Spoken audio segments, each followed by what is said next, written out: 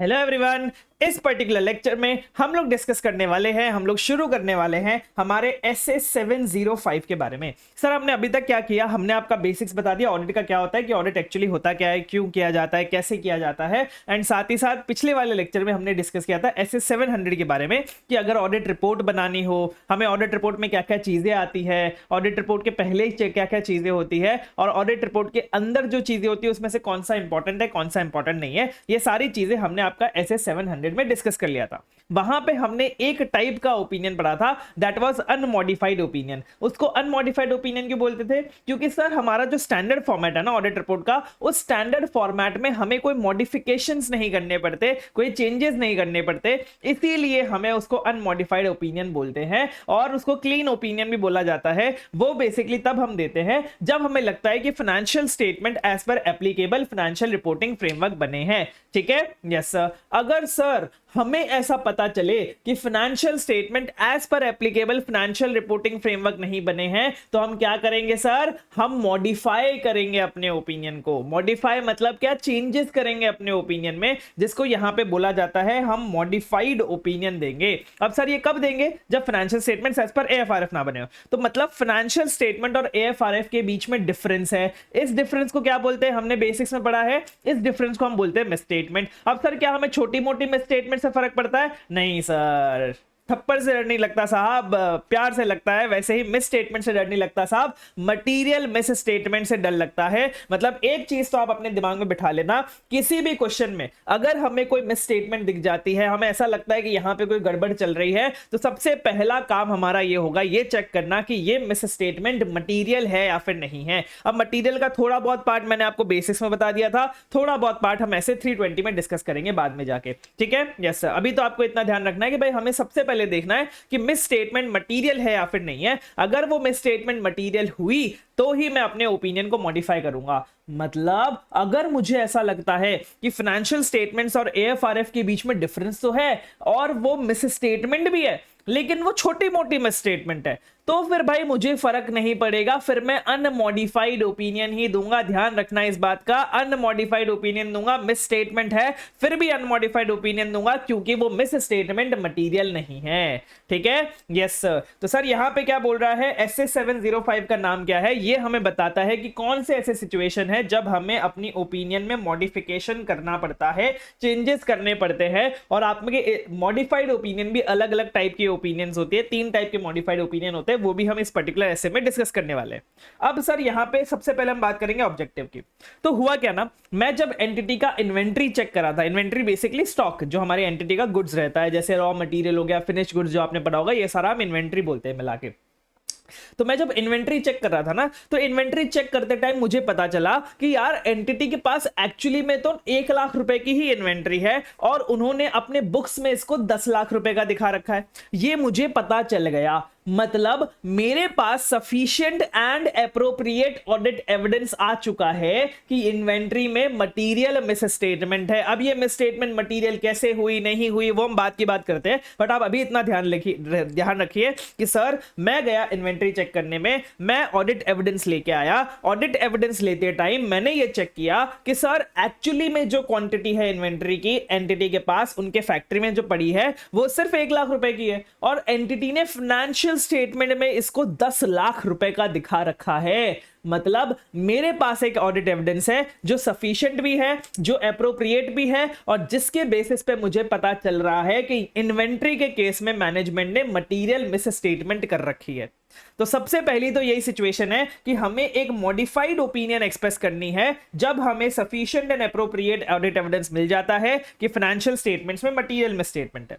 दूसरी चीज क्या हुई, सर मैं ना इन्वेंट्री चेक करने जा रहा था, लेकिन मैनेजमेंट मुझे इन्वेंट्री चेक करने ही नहीं दे रहा, वो मुझे अपनी फैक्ट्री में घुसने ही नहीं दे रहा है। मतलब मैं sufficient and appropriate audit evidence ही नहीं ले पा रहा कि इन्वेंट्री का जो 10 लाख रुपए का अमाउंट दिख रहा है फाइनेंशियल स्टेटमेंट में, वो सही दिख रहा है कि नहीं दिख रहा। मैंने क्या बोला सर, एक तो मेरे को sufficient and appropriate audit evidence मिल चुका है कि हां भाई इन्वेंट्री में गलती है। क्यों? क्योंकि मैं चेक करके आया, मैं ऑडिट एविडेंस लेके आया। लेकिन भाई हमारा इस बार मैनेजमेंट मना कर रहा है, वो बोल रहा है कि नहीं भाई हम आपको इन्वेंट्री चेक करने नहीं देंगे। सर क्या ऐसा हो सकता है क्या? हम तो ऑडिटर है ना सर, हम तो फाइनेंशियल स्टेटमेंट चेक करने आए हैं। तो बेटा ऐसा ही होता है, हम जो ऑडिटर होते हैं ना, हमारे पास बहुत ज्यादा पावर्स नहीं होती। जो मैनेजमेंट देता है हम उनको रिक्वेस्ट, हमारे हाथ में ऐसे हमेशा बंधे हुए रहते हैं। जो मैनेजमेंट देता है उनको इंफॉर्मेशन हम सिर्फ रिक्वेस्ट कर सकते हैं, उनको प्लीज बोल सकते हैं, विक्की प्लीज ऐसे करके बोल सकते हैं, उनको डरा धमका के नहीं बोल सकते। तो सर फिर हमारे ऑडिटर बनने का क्या सेंस हुआ? फिर तो हम ऑडिट में क्या ही कर लेंगे सर, हम उनको डरा ही नहीं सकते, तो फिर हम ऑडिट अच्छे से कैसे करेंगे?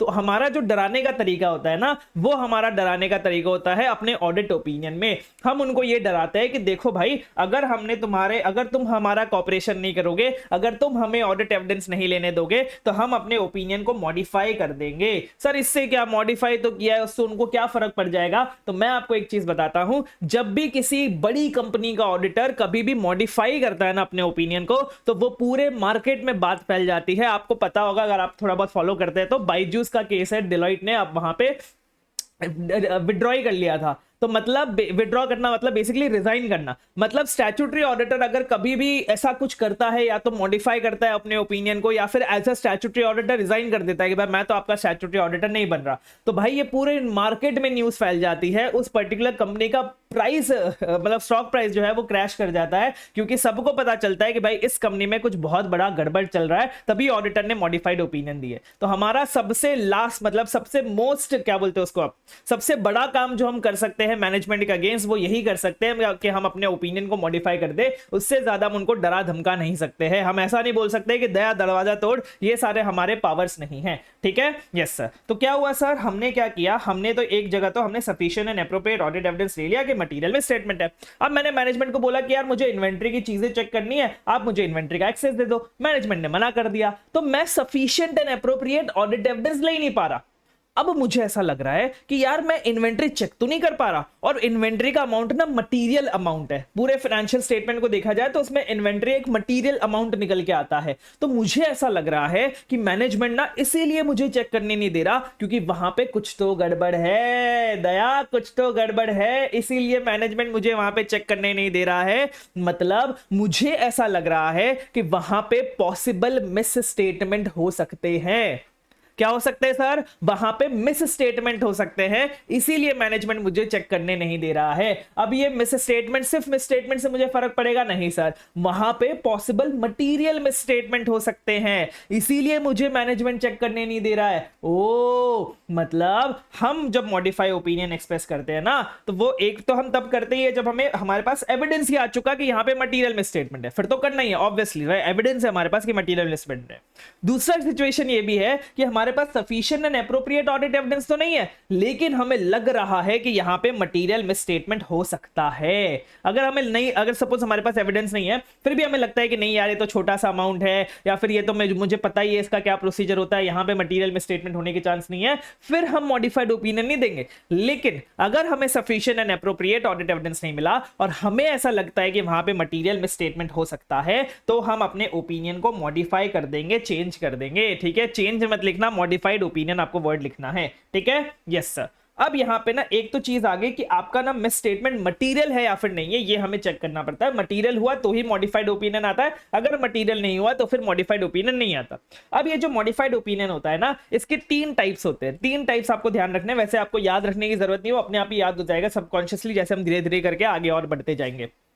तो एक होता है हमारा क्वालिफाइड ओपिनियन, एक होता है हमारा एडवर्स ओपिनियन, और तीसरा होता है हमारा डिस्क्लेमर ऑफ ओपिनियन। क्या बोला मैंने, इधर ध्यान दीजिए, qualified, adverse, disclaimer. Qualified, adverse, disclaimer, ये 3 टाइप के हमारे ओपिनियन होते हैं। ठीक है, यस सर।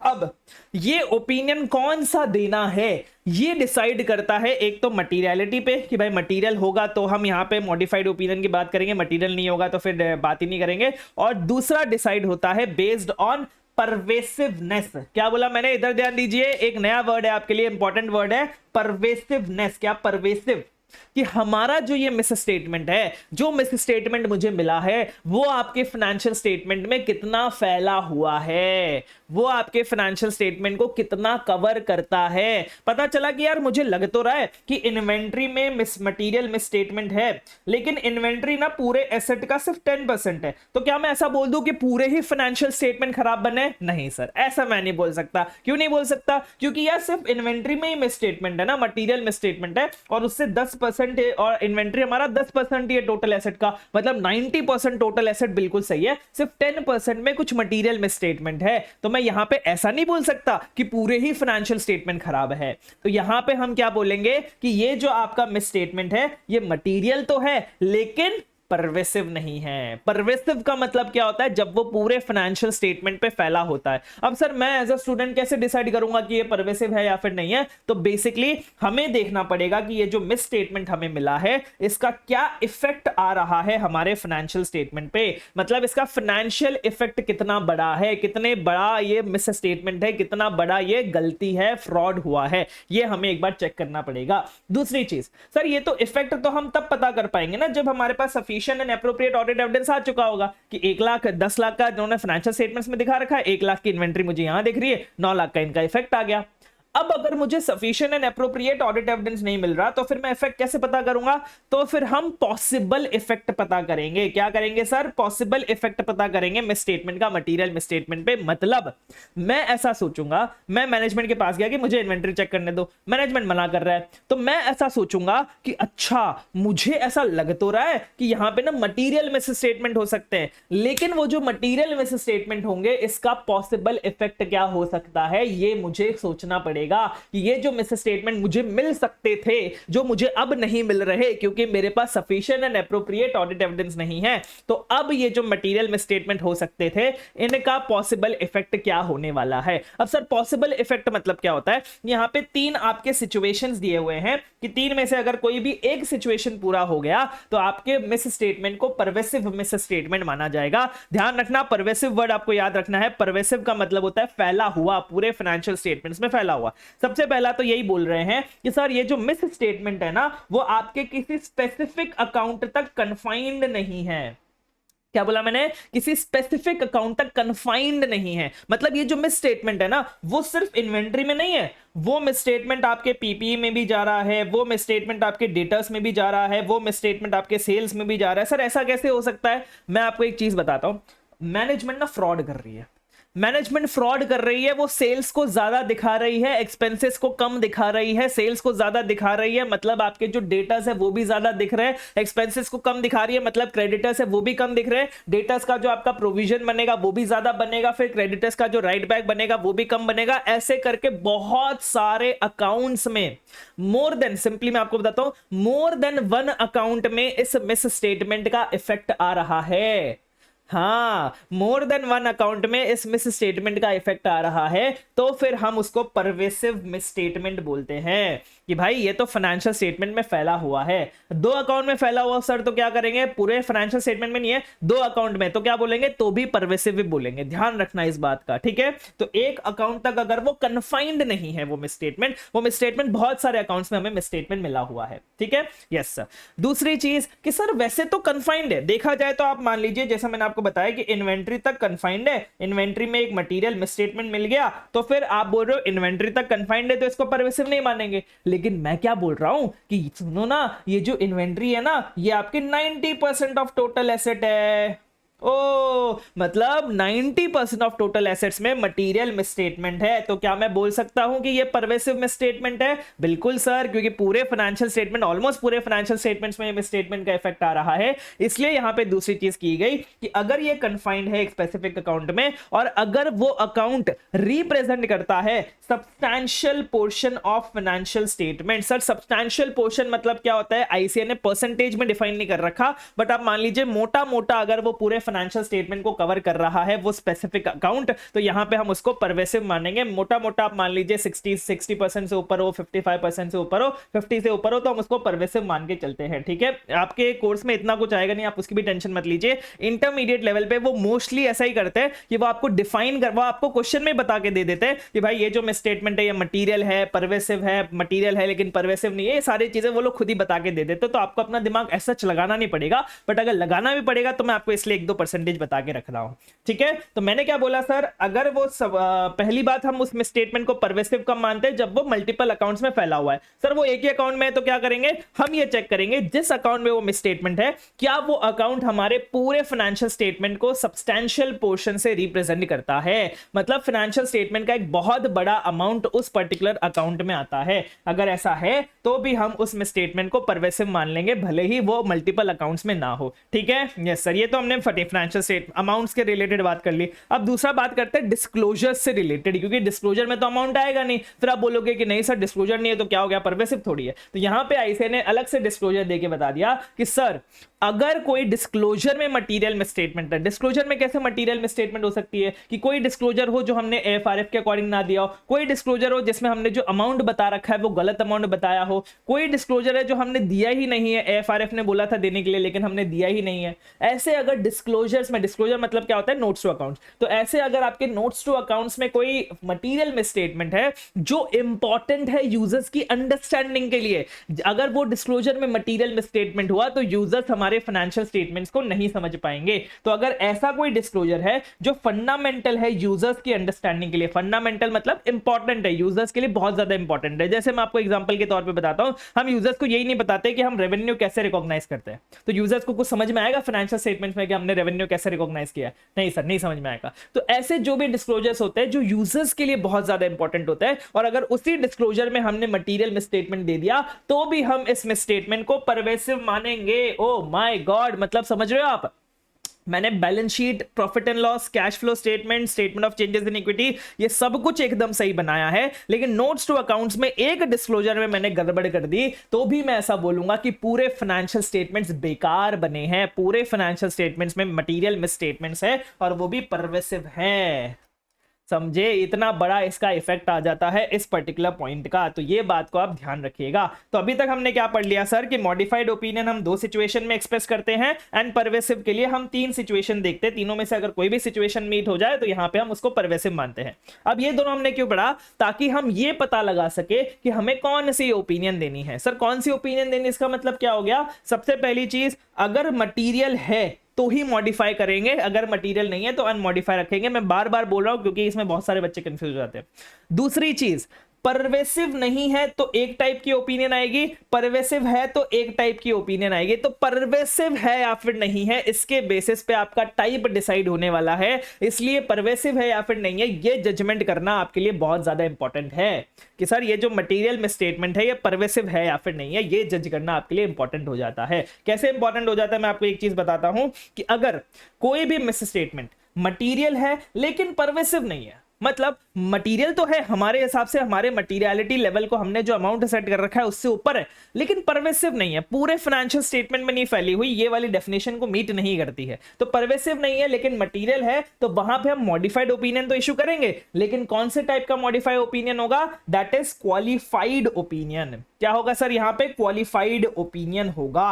कौन सा ओपिनियन होगा सर, क्वालिफाइड ओपिनियन होगा। अब सर ये दो बार क्यों लिखा है यहाँ पे, क्योंकि यहाँ पे ये दो आपके अलग अलग हो गए। ये दो अलग अलग क्या है सर, पहले केस में अगर मुझे sufficient and appropriate audit evidence मिल चुका है, किस बारे में sufficient and appropriate audit evidence मिल चुका है कि फाइनेंशियल स्टेटमेंट्स में मटेरियल मिसस्टेटमेंट है, मुझे पता चल चुका है कि हाँ भाई फाइनेंशियल स्टेटमेंट्स में मटेरियल मिसस्टेटमेंट है, उसका इफेक्ट जो है वो मटेरियल है लेकिन परवेसिव नहीं है, तो मैं यहाँ पे क्वालिफाइड ओपिनियन इशू करूंगा। ठीक है, यस सर। दूसरी चीज क्या हो सकती है सर, मुझे sufficient and appropriate audit evidence नहीं मिल रहा, और क्योंकि मुझे sufficient and appropriate audit evidence नहीं मिल रहा, मुझे ऐसा लग रहा है कि जो मिस स्टेटमेंट है उसका पॉसिबल इफेक्ट, पॉसिबल वर्ड यहां पे जरूरी है, उसका जो पॉसिबल इफेक्ट है वो मटेरियल हो सकता है लेकिन परवेसिव नहीं हो सकता। सर आपको एविडेंस ही नहीं मिला तो आप ऐसा कैसे कह सकते हैं, अरे भाई मुझे जो एविडेंस नहीं मिला ना वो सिर्फ इन्वेंट्री के लिए नहीं मिला, और इन्वेंट्री आपका 10% है पूरे फाइनेंशियल स्टेटमेंट्स का, तो इन्वेंट्री मटेरियल तो है लेकिन परवेसिव नहीं है, बाकी सबके लिए मुझे तो मिल चुका है एविडेंस, तो मैं यहां पे क्या बोलूंगा सर कि हो सकता है इन्वेंट्री में मिसस्टेटमेंट हो, वो मटेरियल तो होंगी लेकिन परवेसिव नहीं होंगी, तो इसीलिए मैं कौन सा ओपिनियन इशू करूंगा सर, क्वालिफाइड ओपिनियन। ठीक है, यस सर, ये आपका था क्वालिफाइड ओपिनियन, ये थोड़ा सा lighter version of modified opinion है। फिर आते हैं हम लोग कि सर मुझे ना पता चल गया कि मैनेजमेंट फ्रॉड कर रही है, इन्होंने बहुत सारे अकाउंट में बहुत सारी गड़बड़ कर रखी है और मेरे पास उसका sufficient and appropriate audit evidence है, मतलब मेरे पास ऐसा sufficient and appropriate audit evidence है जिससे मुझे पता है कि ये जो मिसस्टेटमेंट है वो मटेरियल भी है एंड इसका जो इफेक्ट है वो परवेसिव भी है। तो यहां पे हम कौन सी ओपिनियन इशू करेंगे सर? Adverse opinion. ध्यान रखिएगा, material and pervasive sufficient and appropriate audit evidence मिल चुका है तो एडवर्स ओपिनियन आएगी। ठीक है, यस सर। दूसरी सिचुएशन आप समझिए, मैं गया मैनेजमेंट के पास, मैंने बोला यार मुझे इन्वेंटरी चेक करनी, मैनेजमेंट मना कर रहा है। मैंने बोला यार मुझे पीपी चेक करना, मैनेजमेंट मना कर रहा है। मैंने बोला यार मुझे ना आपके सेल्स, आपके एक्सपेंसेस, ये सारी चीजें चेक करनी है, मैनेजमेंट मना कर रहा है। मतलब या तो मैनेजमेंट मना भी कर रहा है, मैं आपको जस्ट मैनेजमेंट मना कर रहे हैं एग्जांपल के तौर पे बता रहा हूं। हो सकता है मैनेजमेंट तो करवाना चाह रहा हो ऑडिट, लेकिन मैनेजमेंट के पास वो रिकॉर्ड्स ही ना हो, वो एविडेंसेस ही ना हो। सर ऐसा कैसे हो सकता है? मैनेजमेंट के पास कैसे नहीं होंगे? उन्होंने तो फाइनेंशियल स्टेटमेंट बनाया। बेटा ऐसा भी तो हो सकता है ना कि भाई तुम्हारे जिस फैक्ट्री में ये सारी चीजें रखी हुई थी, तुम्हारे सारे जर्नल एंट्रीज, रिकॉर्ड्स, ये सारी चीजें रखी हुई थी, उस फैक्ट्री में आग लग गई, उस फैक्ट्री में अर्थक्वेक आ गया, सुनामी आ गई, जो भी आ गया, तुम्हारे रिकॉर्ड्स जल के खत्म हो गए, राख हो गए, पानी में धुल गए, तो हमारे पास अब कोई ऑडिट एविडेंस लेने का तरीका नहीं है। तो मैं सिंपल सी ये चीज बोल रहा हूं कि सर हमारे पास पहली बात तो sufficient and appropriate audit evidence आ ही नहीं रहे, किसी भी रीजन की वजह से, या तो मैनेजमेंट की वजह से नहीं आ रहे या फिर कोई और रीजन की वजह से भी नहीं आ रहे।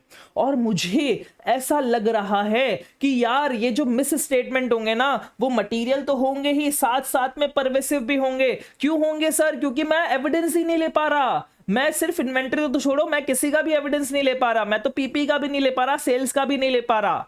तो मुझे ऐसा लग रहा है कि भाई ये जो मिस स्टेटमेंट है वो मटेरियल तो होगी, लेकिन हो सकता है कि वो परवेसिव भी हो। मतलब मैं पूरे फाइनेंशियल स्टेटमेंट को चेक ही नहीं कर पाया हूं एसेंशियली अगर देखा जाए तो। और अगर मैं पूरे फाइनेंशियल स्टेटमेंट को चेक ही नहीं कर पाया क्योंकि मेरे पास एविडेंस ही नहीं था, तो फिर मैं क्या अपना ओपिनियन दे सकता हूं? नहीं सर, मैं क्या ओपिनियन दूंगा भाई? जब मैं अपना ओपिनियन कैसे देता हूं सर? ओपिनियन में कंक्लूजन के बेसिस पे बनाता हूं, कंक्लूजन में एविडेंस के बेसिस पे बनाता हूं। मेरे पास एविडेंस ही नहीं है तो मैं ओपिनियन कैसे दूंगा? तो यहां पे हम क्या बोलते हैं कि हम कोई ओपिनियन नहीं दे रहे हैं। अगर आपको sufficient and appropriate audit evidence नहीं मिला और उसका जो इफेक्ट है, पॉसिबल इफेक्ट, इफेक्ट नहीं पॉसिबल इफेक्ट है, वो मटेरियल भी है एंड परवेसिव भी है, तो फिर हम यहां पे कोई ओपिनियन नहीं देते, जिसको हम बोलते हैं डिस्क्लेमर ऑफ ओपिनियन। क्या बोलते हैं सर इसको अपन? Disclaimer of opinion. Disclaimer of opinion का मतलब ये होता है कि हम कोई ओपिनियन नहीं कर रहे, हम अपनी ओपिनियन को डिस्क्लेम कर रहे हैं, हम आपको कोई ओपिनियन नहीं दे रहे फाइनेंशियल स्टेटमेंट्स पे। और ये बहुत ज्यादा रेयर सर्कमस्टेंसेस में होता है, बहुत ज्यादा रेयर सर्कमस्टेंसेस में होता है कि हमें insufficient and appropriate audit evidence ना मिले और जिसका पॉसिबल इफेक्ट हमें परवेसिव लग रहा हो। ठीक है, तो ये बहुत ज्यादा एक्सट्रीमली रेयर सिचुएशन में हम लोग डिस्क्लेमर ऑफ ओपिनियन इशू करते हैं। ठीक है, यस सर। तो ये मोटा मोटा मैंने आपको टाइप्स ऑफ ओपिनियन के बारे में बता दिया, क्या क्या टाइप्स से हमारे, क्वालिफाइड, एडवर्स और डिस्क्लेमर। अब एक बार अपने कॉन्सेप्ट बुक से डिस्कस कर लेते हैं हमने अभी तक क्या क्या पढ़ लिया। यहाँ पे हम बात कर रहे हैं SS 705 की। इसका नाम क्या है सर? कि हमें ओपिनियन, जो ओपिनियन हम लोग आपको इंडिपेंडेंट ऑडिटर्स रिपोर्ट में देने वाले हैं, उस ओपिनियन में मॉडिफिकेशंस करना हो, चेंजेस करना हो, कब करेंगे, कैसे करेंगे। सबसे पहले हम ऑब्जेक्टिव ऑफ ऑडिटर की बात करते हैं। हमारा ऑब्जेक्टिव है कि हमें एक्सप्रेस करनी है एक मॉडिफाइड ओपिनियन। कब मॉडिफाइड ओपिनियन एक्सप्रेस करनी है? जब पहली बात तो हमें पता चल गया कि फाइनेंशियल स्टेटमेंट्स फ्री नहीं है फ्रॉम मटेरियल मिसस्टेटमेंट। फ्री नहीं है फ्रॉम मटेरियल मिसस्टेटमेंट का मतलब क्या हो गया? फाइनेंशियल स्टेटमेंट्स में मटेरियल मिसस्टेटमेंट है। दूसरी चीज, जब हम पता ही नहीं कर पा रहे, जब auditor unable to obtain sufficient and appropriate audit evidence है, ये कंक्लूड करने के लिए कि फाइनेंशियल स्टेटमेंट फ्री है मटेरियल मिसस्टेटमेंट से। मतलब हम कंक्लूड ही नहीं कर पा रहे कि फाइनेंशियल स्टेटमेंट में मटेरियल मिसस्टेटमेंट नहीं है। क्यों नहीं कंक्लूड कर पा रहे सर? क्योंकि हमारे पास sufficient and appropriate audit evidence नहीं है। ठीक है, यस सर। एक बार परवेसिव की डेफिनेशन भी देख लेते हैं। परवेसिव का मतलब क्या होता है? इसमें हम ये देखते हैं, इसको हम ये बोलते हैं कि सर जो भी हमारे मिस स्टेटमेंट है उनका क्या इफेक्ट होने वाला है हमारे फाइनेंशियल स्टेटमेंट पे, उसको हम परवेसिव वर्ड यूज करते हैं। एक तो या तो इफेक्ट की बात कर लेंगे, या फिर दूसरा क्या पॉसिबल इफेक्ट होने वाला है उन मिसस्टेटमेंट्स का हमारे फाइनेंशियल स्टेटमेंट्स में, जो अभी वैसे हमें मिली नहीं है, लेकिन जो अभी हमें वैसे मिली नहीं है। क्यों नहीं मिली है सर? क्योंकि हमें sufficient and appropriate audit evidence नहीं मिला है। तो बेसिकली ये दोनों अलग अलग इन्होंने बात कर ली। एक बार बोल दिया कि हाँ भाई मिस स्टेटमेंट का क्या इफेक्ट होने वाला है फाइनेंशियल स्टेटमेंट्स पे, एंड दूसरा क्योंकि हमें sufficient and appropriate audit evidence नहीं मिला है, तो जो मिस स्टेटमेंट अनडिरेक्टेड है उसका पॉसिबल इफेक्ट क्या होने वाला है। अब परवेसिव कब बोलते हैं इस इफेक्ट को? हम परवेसिव तब बोलेंगे जब ऑडिटर के जजमेंट में ये तीन चीजों में से कोई भी एक चीज फुलफिल हो रही होगी। कौन सी तीन चीजें सर? सबसे पहला, ये जो फाइनेंशियल मिस स्टेटमेंट स्टेटमेंट है ये आपके किसी स्पेसिफिक अकाउंट तक कन्फाइंड नहीं है, एक पर्टिकुलर अकाउंट में नहीं है, मल्टीपल अकाउंट्स में। दूसरा सर एक अकाउंट तक अगर कन्फाइंड है ना तो वो पर्टिकुलर अकाउंट ही हमारे पूरे फाइनेंशियल स्टेटमेंट का सब्सटैंशियल पोर्शन रिप्रेजेंट करता है, सब्सटैंशियल पोर्शन पे रिप्रेजेंट किया जाता है। एंड तीसरी चीज कि ये मिस स्टेटमेंट हमारे डिस्क्लोजर्स में है जो फंडामेंटल है to users understanding of financial statements. हमारे यूजर्स की अंडरस्टैंडिंग ऑफ फाइनेंशियल स्टेटमेंट्स के लिए ये पर्टिकुलर डिस्क्लोजर्स जो थे वो फंडामेंटल थे और इसीलिए यहां पे इस और वहां पे मिस स्टेटमेंट हो गए तो उसको हम परवेसिव मानेंगे। यहां पे एक एग्जांपल को अभी के लिए आप इग्नोर कर सकते हैं, ठीक है। यस सर, अब हम बात करते हैं आपके टाइप्स ऑफ मॉडिफिकेशंस की कि हमें कौन कौन से मॉडिफिकेशंस इशू कर सकते हैं, फिर कौन कौन से टाइप है हमारे मॉडिफाइड ओपिनियन के। अब ये डिसाइड करने के लिए हमें एक चीज जो है उससे पहले डिसाइड करनी पड़ती है। अब हमें क्या डिसाइड करना है कि हमें कौन सा ओपिनियन इशू करना है, उससे पहले किस फैक्टर के बेसिस पे मैं ये डिसाइड करता हूं कि मुझे कौन सा ओपिनियन इशू करना है। तो हमारे पास दो फैक्टर है जिसके बेसिस पे हम डिसाइड करते हैं कि हमें कौन सा ओपिनियन इशू करना है। हम यहां पे क्या पढ़ रहे हैं सर, डिसीजन जो हम लेते हैं कि हमें कौन से टाइप ऑफ मॉडिफाइड ओपिनियन करना है, ये आपके दो फैक्टर्स पे डिपेंड करता है। कौन से दो फैक्टर है सर? सबसे पहला, ऐसी क्या वजह है जिसकी वजह से मैं मॉडिफिकेशन देना चाह रहा हूं, nature of matter giving rise to modification, मतलब ऐसा कौन सा मैटर है जिसकी वजह से मॉडिफिकेशन दे रहा हूं। सर ऐसा कौन सा मैटर है, इसका मतलब क्या हो गया कि या तो मेरे पास फाइनेंशियल, या तो मेरे पास sufficient and appropriate audit evidence है कि फाइनेंशियल स्टेटमेंट में मटेरियल मिसस्टेटमेंट है, या फिर मेरे पास sufficient and appropriate audit evidence नहीं है और मुझे नहीं पता कि फाइनेंशियल स्टेटमेंट में मटेरियल मिसस्टेटमेंट है या फिर नहीं है। तो यहां पे सबसे पहले हम क्या देखेंगे, नेचर ऑफ मैटर जिसकी वजह से हम मॉडिफिकेशन दे रहे हैं। सबसे पहली चीज हम ये डिसाइड करने में लगाएंगे, फिर हमने ये डिसाइड कर लिया, फिर दूसरी चीज हम ये डिसाइड करेंगे कि सर हमारा जो इफेक्ट है मैटर का, जो मिस स्टेटमेंट का जो इफेक्ट है, उसकी परवेसिवनेस क्या है। परवेसिवनेस का मतलब क्या है कि वो परवेसिव है या फिर नहीं है, क्योंकि अगर परवेसिव हुआ तो एक टाइप की ओपिनियन आएगी और परवेसिव नहीं हुआ तो, मतलब परवेसिव नहीं हुआ तो एक टाइप की ओपिनियन आएगी और परवेसिव हुआ तो दूसरे टाइप की ओपिनियन आएगी। तो मतलब मैं आपको एक सिंपल सी चीज बता रहा हूं, हम ये डिसाइड कर रहे हैं कि इन तीनों ओपिनियन में से मुझे कौन सी ओपिनियन देनी है। ये डिसाइड करने के लिए कौन से फैक्टर्स पे हम डिपेंड करते हैं, दो फैक्टर्स पे डिपेंड करते हैं, ध्यान रखिएगा। एक तो जिस मैटर की वजह से मॉडिफिकेशन हुआ है, एंड दूसरा परवेसिवनेस पे कि भाई उसके इफेक्ट का कितना परवेसिवनेस है। ये दो के बेसिस पे हम डिसाइड करते हैं हमें कौन सी ओपिनियन देनी है। अब इसमें भी अगर हम बात करें कि सर अगर हमारे पास sufficient and appropriate audit evidence है कि फाइनेंशियल स्टेटमेंट्स में मटेरियल मिसस्टेटमेंट है, या फिर हमारे पास sufficient and appropriate audit evidence नहीं है लेकिन हमें लगता है कि जो मिसस्टेटमेंट्स है वो मटेरियल होंगी लेकिन परवेसिव नहीं होंगी, तो फिर हम यहां पे दोनों सिचुएशन में क्वालिफाइड ओपिनियन इशू करने वाले हैं। मतलब परवेसिव नहीं है तो क्वालिफाइड, इतना आपको ध्यान रखना है। दूसरी चीज ये बोल रहे हैं कि सर हमारे पास sufficient and appropriate audit evidence है कि फाइनेंशियल स्टेटमेंट में जो मिसस्टेटमेंट है वो मटेरियल भी है एंड वो फैली हुई भी है, परवेसिव भी है, तो यहां पे एडवर्स ओपिनियन आएगा। मतलब हम ऐसा बोलते हैं कि भाई financial statements do not give true and fair view, financial statements बिल्कुल खराब बने हैं। और दूसरी चीज, सबसे एक्सट्रीम चीज तो ये हो जाएगी कि सर हमें sufficient and appropriate audit evidence नहीं मिल रहा और हमें ऐसा लग रहा है कि भाई फाइनेंशियल स्टेटमेंट्स में जो मिसस्टेटमेंट है वो मटेरियल भी होंगे एंड परवेसिव भी होंगे, फैले हुए भी होंगे। तो ये एक्सट्रीमली रेयर सिचुएशन में हम यहां पे डिस्क्लेमर ऑफ ओपिनियन इशू कर देंगे, ठीक है। Yes sir, disclaimer of opinion का मतलब क्या होता है कि हम कोई ओपिनियन नहीं दे रहे, ऐसा हम बोलते हैं अपने ओपिनियन सेक्शन में, ठीक है। यस सर, अब हम बात करते हैं, एक बार इनके डेफिनेशन की बात कर लेते हैं, जो आपको मोटा मोटा अभी तक पता चली गया, इनको बस एक बार आपको लाइन में लिखना है। क्या बोला है सर, क्वालिफाइड ओपिनियन कब करेंगे? सबसे पहला तब जब आपके पास sufficient and appropriate audit evidence है जिससे आप ये कंक्लूड कर सकते हैं कि जो मिस स्टेटमेंट है वो मटेरियल है लेकिन परवेसिव नहीं है, या फिर जब आप sufficient and appropriate audit evidence नहीं ले पा रहे हैं लेकिन आप ऐसा कंक्लूड करते हैं कि जो पॉसिबल इफेक्ट होने वाला है हमारे अनडिटेक्टेड मिसस्टेटमेंट्स का। अनडिटेक्टेड क्यों वर्ड यूज कर रहे हैं? क्योंकि ये मिसस्टेटमेंट हमें पता थोड़ी है, हमें मिली थोड़ी, हमें तो सफिशिएंट एप्रोप्रिएट ऑडिट एविडेंस नहीं मिला तो मिसस्टेटमेंट कहां से मिलेगी? तो मिसस्टेटमेंट मिली नहीं है, लेकिन मुझे ऐसा लग रहा है कि जो मिसस्टेटमेंट मुझे नहीं मिली है उसका जो पॉसिबल इफेक्ट है वो मटेरियल तो होगा लेकिन परवेसिव नहीं होगा। क्यों परवेसिव नहीं होगा? क्योंकि मुझे बाकी सब जगह के लिए sufficient and appropriate audit evidence मिल चुका है, ठीक है। यस सर, दूसरी हम बात करते हैं एडवर्स ओपिनियन की। एडवर्स ओपिनियन कब देते हैं सर? जब हमने sufficient and appropriate audit evidence ले लिया और हम ये कंक्लूड कर सकते हैं कि हमारे जो मिसस्टेटमेंट है वो मटेरियल भी है एंड परवेसिव भी है फाइनेंशियल स्टेटमेंट्स में, तो हम यहां पे एडवर्स ओपिनियन देते हैं। तीसरी चीज ये क्या बोल रहे हैं, डिस्क्लेमर ऑफ ओपिनियन के बारे में, कि सर हमें अपना ओपिनियन डिस्क्लेम करना है जब हम sufficient and appropriate audit evidence नहीं ले पा रहे और हम ऐसा कंक्लूड करते हैं कि जो हमारे अनडिटेक्टेड मिसस्टेटमेंट है उनका जो पॉसिबल इफेक्ट होने वाला है वो क्या होने वाला है सर, मटीरियल एंड परवेसिव। बिल्कुल सही बोला आपने, मटीरियल एंड परवेसिव। यहां तक तो आपका हो गया डिस्क्लेमर ऑफ ओपिनियन। अब एक और चीज यहां पे बोली गई कि एक्सट्रीमली रेयर सर्कमस्टेंसेस में ऐसा भी हो सकता है कि सपोज कोई कंपनी हमारी दीवान हाउसिंग फाइनेंस मतलब कोई भी ऐसी कंपनी है जो आपकी बैंक्रप्सी की तरफ जा रही है, ठीक है, आपके पास ना एविडेंसेस आ चुके अलग अलग चीजों के लिए। आपको अगर कोई बोले कि आपको है ना कैश के ऊपर ओपिनियन देना, आप अलग से अच्छे से दे सकते हैं, इन्वेंट्री के ऊपर ओपिनियन देना आप अलग से अच्छे से दे सकते हैं, पीपी के लिए ओपिनियन देना आप अलग से अच्छे से दे सकते हैं, किसी और चीज के लिए ओपिनियन देना आप अलग से अच्छे से दे सकते हैं, कोई दिक्कत वाली बात नहीं है। लेकिन जब भी आपको बोलेगा ना कोई कि यार इस एंटिटी पे आप मुझे एज अ कलेक्टिव पूरे फाइनेंशियल स्टेटमेंट पे ओपिनियन दो, तो आप सोचते हो कि यार मतलब आप कंफर्टेबल नहीं हो ओपिनियन देने के। आप बोलते हो कि यार मैं इंडिविजुअली एक एक अकाउंट पे तो ओपिनियन दे सकता हूं लेकिन मैं पूरे फाइनेंशियल स्टेटमेंट्स पे नहीं दे सकता। क्यों नहीं दे सकता सर? क्योंकि इन पर्टिकुलर एंटिटी में, इस पर्टिकुलर एंटिटी में बहुत ज्यादा अनसर्टेनिटी है कि भाई आगे चलेगी नहीं चलेगी, कैसे चलेगी, क्या होगा, इसका कोई रिजोल्यूशन प्लान अप्रूव होगा नहीं होगा, कमेटी ऑफ क्रेडिटर्स क्या बोलेंगे, ये सारे आपके बहुत अलग अलग टर्म्स है।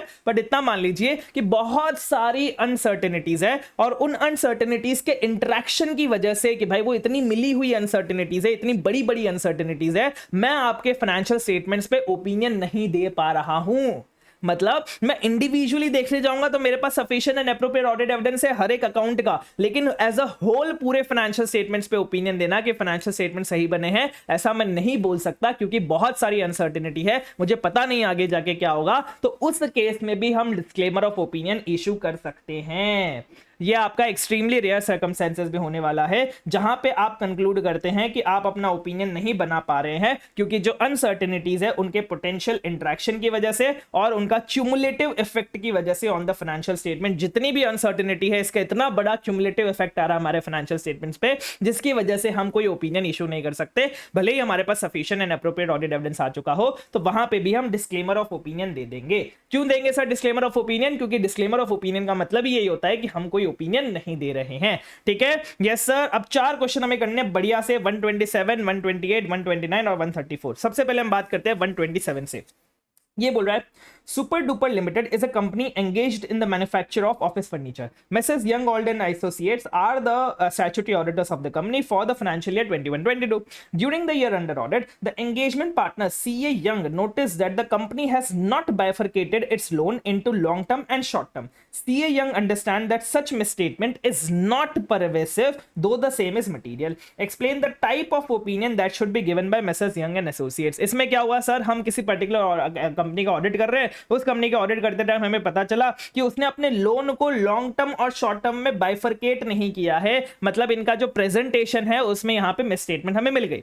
अब इन्होंने खुद ही बता दिया कि ये जो मिसस्टेटमेंट है वो परवेसिव तो नहीं है लेकिन मटीरियल लग रही है। अब बताइए हमें कौन सा ओपिनियन देना चाहिए? तो सर यहां पे ना हमें sufficient and appropriate audit evidence मिल चुका है कि एक मटीरियल मिसस्टेटमेंट एग्जिस्ट करती है कि हमारे लोन को बाइफरकेट नहीं किया गया। तो इसका हमारे पास sufficient and appropriate audit evidence है, लेकिन वो मटीरियल तो है लेकिन वो क्या बोलते हैं, परवेसिव नहीं है। तो हम क्या यूज करेंगे? परवेसिव नहीं है, हर जगह पे क्या आएगा सर? क्वालिफाइड ओपिनियन आएगा। तो यहां पे हम बोल देंगे कि हमें क्वालिफाइड ओपिनियन देना चाहिए क्योंकि जो इफेक्ट है मिसस्टेटमेंट का वो आपका मटीरियल है लेकिन परवेसिव नहीं है। और हम क्वालिफाइड ओपिनियन की डेफिनेशन दे देंगे कि भाई क्वालिफाइड ओपिनियन तब एक्सप्रेस करते हैं जब हमारे पास sufficient and appropriate audit evidence हो और हमें लगता है कि मटीरियल मिसस्टेटमेंट जो है वो मटीरियल है लेकिन परवेसिव नहीं है। ठीक है, यस सर। नेक्स्ट क्या है सर? क्वेश्चन नंबर 128, 129 भी करना है और 134। ठीक है, ये बोल रहे हैं Mrs Tajraj and associates are the statutory auditors of Polex limited engaged in manufacture of premium watches for the financial year 21-22.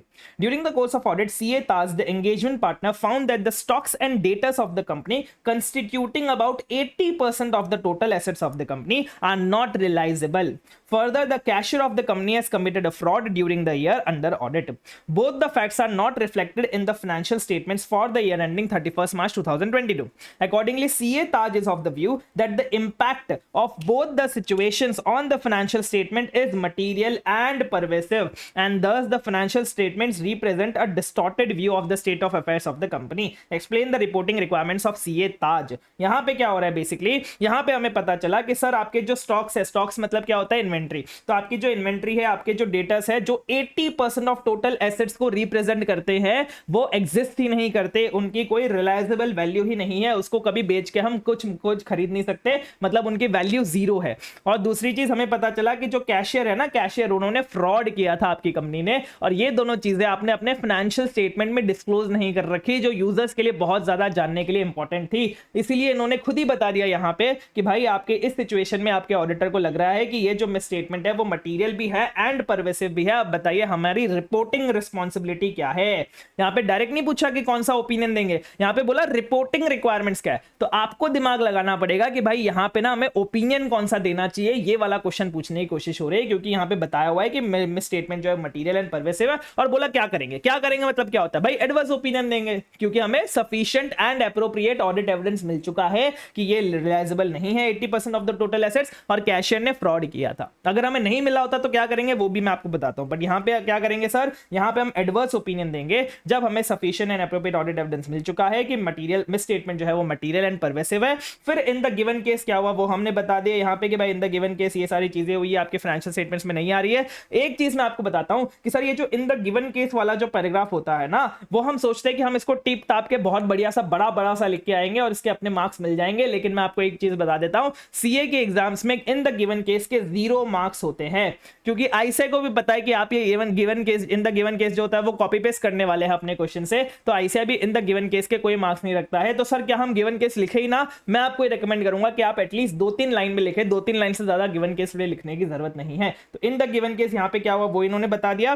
फिर बोला कि भाई हमें ना एक एडवर्स ओपिनियन देना चाहिए क्योंकि मिस स्टेटमेंट जो है मटेरियल एंड परवेसिव भी है। अब एक चीज है जो आपके हर बार आती है जब भी फ्रॉड की बात हो ना, कि कहीं किसी ने फ्रॉड कर दिया कंपनी के अंदर, तो फिर हम वहां पे ना 2 चीजों का कोटेशन देते हैं हमेशा से। दैट इज एक तो हमारा कारो 2020 का कोट देते हैं, क्योंकि कारो 2020 में एक क्लॉज है, कारो क्या होता है, क्लॉज क्या होते हैं, सारी चीजें छोड़ दो, और एक सेक्शन हमारा 143.12 है वो भी फ्रॉड की बात करता है। तो यहाँ पे 2, ये आप मान लीजिए कुछ तो 2 चीजें हैं जो फ्रॉड की बात करती है, इसलिए हम वहां पे इन दोनों, जब भी फ्रॉड वाला क्वेश्चन आता है तो हम वहां पे ये दोनों का रेफरेंस दे देते हैं। सर अब ये कैसे याद रहेगा कि अच्छा इसका रेफरेंस देते हैं, यहां पे देते, ये वाला क्वेश्चन आ जाए तो ये वाला भी रेफरेंस देना होता है। तो इसके लिए मैंने क्या एक लिस्ट बना रखी है, या फिर मैं एक लिस्ट बनाऊंगा उसको और रिफाइन कर दूंगा और मैं आपको प्रोवाइड कर दूंगा। आपको ऐसे इंडिविजुअली याद नहीं रखना कि अच्छा ये वाला है तो इसका ये वाला भी कोट किया जाएगा, वो मैं आपको एक लिस्ट के तौर पे बता दूंगा कि अगर फ्रॉड का क्वेश्चन आता है तो हमें कारो भी कोट करना है और हमें 143.12 भी कोट करना है। ठीक है यस सर, तो अभी आपको टेंशन लेने की जरूरत नहीं है कि कारो क्या होता है, 143.12 क्या होता है, जब वो आएगा तब मैं आपको वापस से रिमाइंड करवा दूंगा।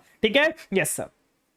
अब बात करते हैं क्वेश्चन नंबर 129 की। ये बोल रहा है delightful limited is a company engage in production of smiley balls during the financial year 2021 the company transferred its account to the computerized system SAP from manual system of accounts since the employees of the company were not well versed with the SAP system there were many errors in the accounting during the transition period as such the statutory auditors of the company were not able to extract correct data and reports from the system. Such data was not available manually also. Further, the employees and management of the company were not supportive in providing the requisite information to the audit team. The auditor believes that the possible effect on the financial statement of undetected misstatement could be both material and pervasive.